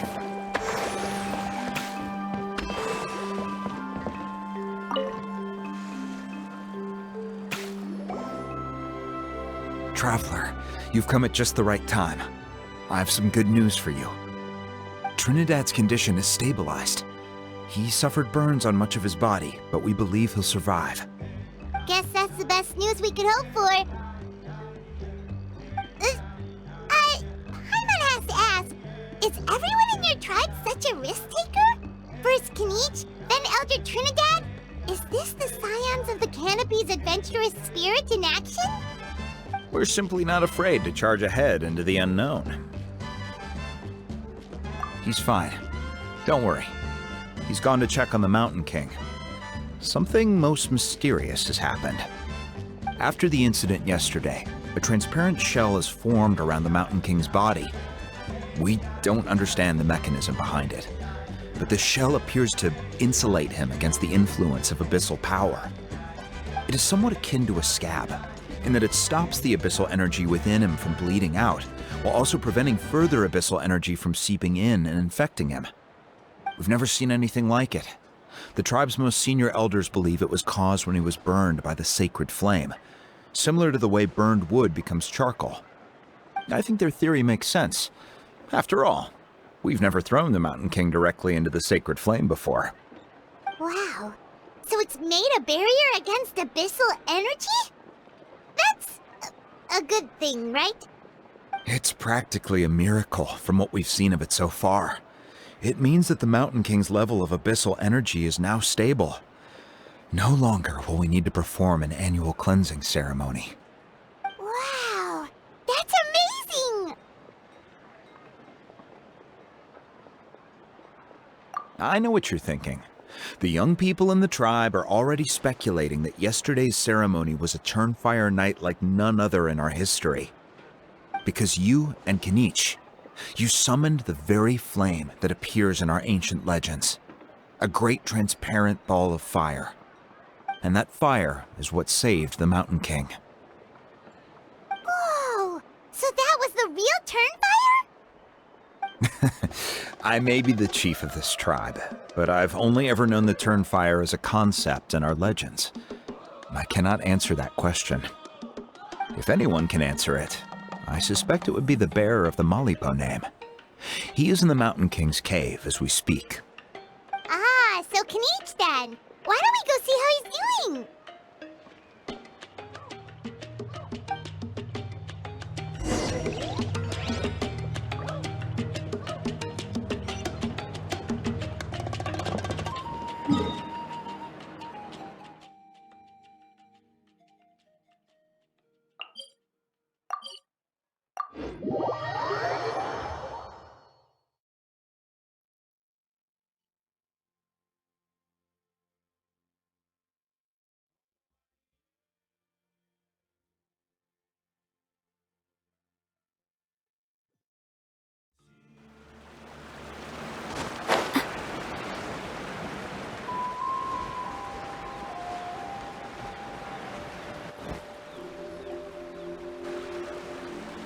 Hey, Kinich! Hey yourselves. You two doing okay after yesterday? We were gonna ask you the same question. You scared Paimon half to death when you rushed into the fire. Sorry, I couldn't just stand and watch the Mountain King get burned alive. So you thought you'd try and extinguish the sacred flame with Dendro? Or is that an attempt to make the almighty Dragon Lord Kahulahow die of laughter? The sacred flame only possesses a fraction of the Pyro Archon's power. It's not as if I was fighting the Pyro Archon herself.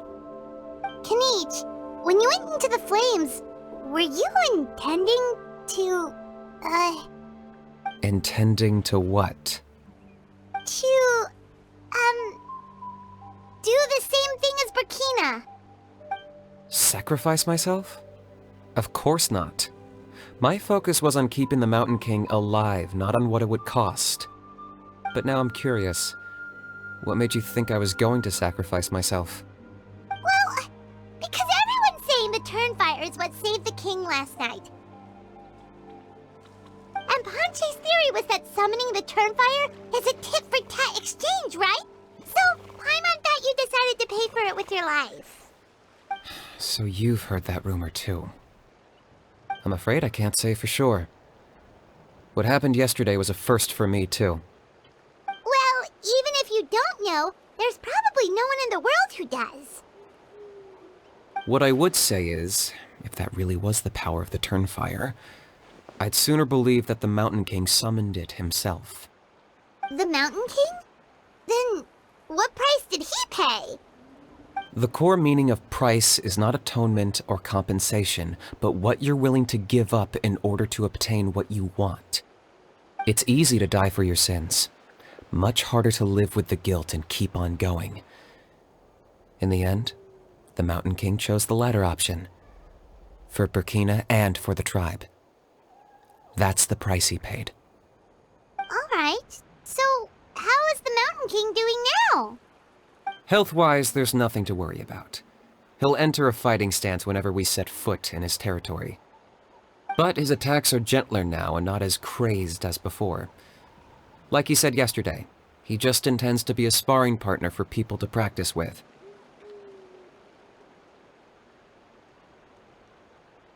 Yeah, I tried communicating with him again, but he didn't respond. We dare say that Locust King has well and truly lost its mind. The lights are on, but nobody is home. Its body remains fighting fit thanks to the perverse power of the Abyss, but time has been less kind to its soul. It was ground to a pulp long ago. But we saw him come back to his senses yesterday. That was merely one last burst of brain activity before it croaked. As you humans would say, it went out with a bang. Oh, come on! Stop being such a doomer. Paimon bets the Mountain King has finally let go of the tragedies of the past now. and is focusing on moving forward. That's why he doesn't have time to chat with us. He's too busy thinking about the future. Well, at least it means my fellow tribespeople can move forward now, too. Thank you for your help, Traveler. I owe you one. Yeah, that's right. You caught Enjo for us, remember? But he ended up being completely useless. It's not a fair trade if you lost out. That's on him. It's not your fault he's useless. Besides, we're friends now. You don't know us anything. Friends? But your friendship is an even more valuable gift. I can't in good conscience accept it for free. So, promise me, if you need anything in the future, you'll come to me. For you, I'll do anything.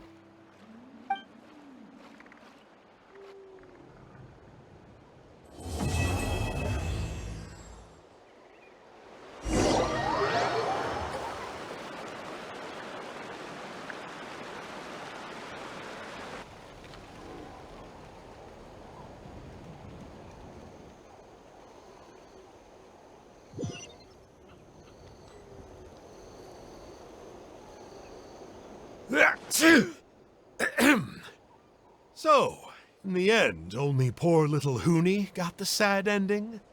Yeah, everyone's happy except me. First Nana, then my dad. Why does everyone in my family have to suffer? Huni, it'll be okay. Your dad will get better soon. Toba, you're my friend, so I shouldn't say this to your face. But it was all the Mountain King's fault. Huh? Now hold your horses, kiddo. If you promise not to fight, Uncle Sanka will tell you a story. Okay, before you roll your eyes out of your skull, I promise you can trust me. I almost got my eyebrows burned off by the Turnfire after last time. That's why I came back, to make it up to you. All right, I'll just get to the point. Do you know what Uncle Sanka loves the most about your people? What? Your extreme sports. Huh? On my first day here, I got hit by someone falling out of the sky. I believe you call it bungee jumping? It's a dangerous sport, to be sure, but the courage it took to make the jump impressed the heck out of me. So, I introduced myself to the jumper, we made friends, and I even helped treat her wounds. Oh, such a nice friend. Of course. Anyway, the good times didn't last, because I got captured by a powerful foe, so we had to part ways for a while. In the hands of the enemy, I was scorned, scolded, and nearly given away as a gift. Oh, it was so humiliating. A horrible experience to look back on. Why does Uncle Sanka always have to suffer, I thought. So I feel your pain, Huni. I was in the same position. But in the end, I made it through, and I left all of those painful memories in the past. I even managed to reunite with my friend. Is that it? The moral of the story is to look forward in life, right? Yeah, we've heard that one millions of times. Sorry, Uncle Sanka, but you're not cut out to be a teacher. Very smart, Huni, but not quite smart enough. What I'm trying to tell you is that after I reunited with my friend, I found her injuries were all healed, but she really missed her family. So, I thought you might like to see her too. She's right behind you. Turn around and see. Another trick about not turning back? I'm not falling for that one again.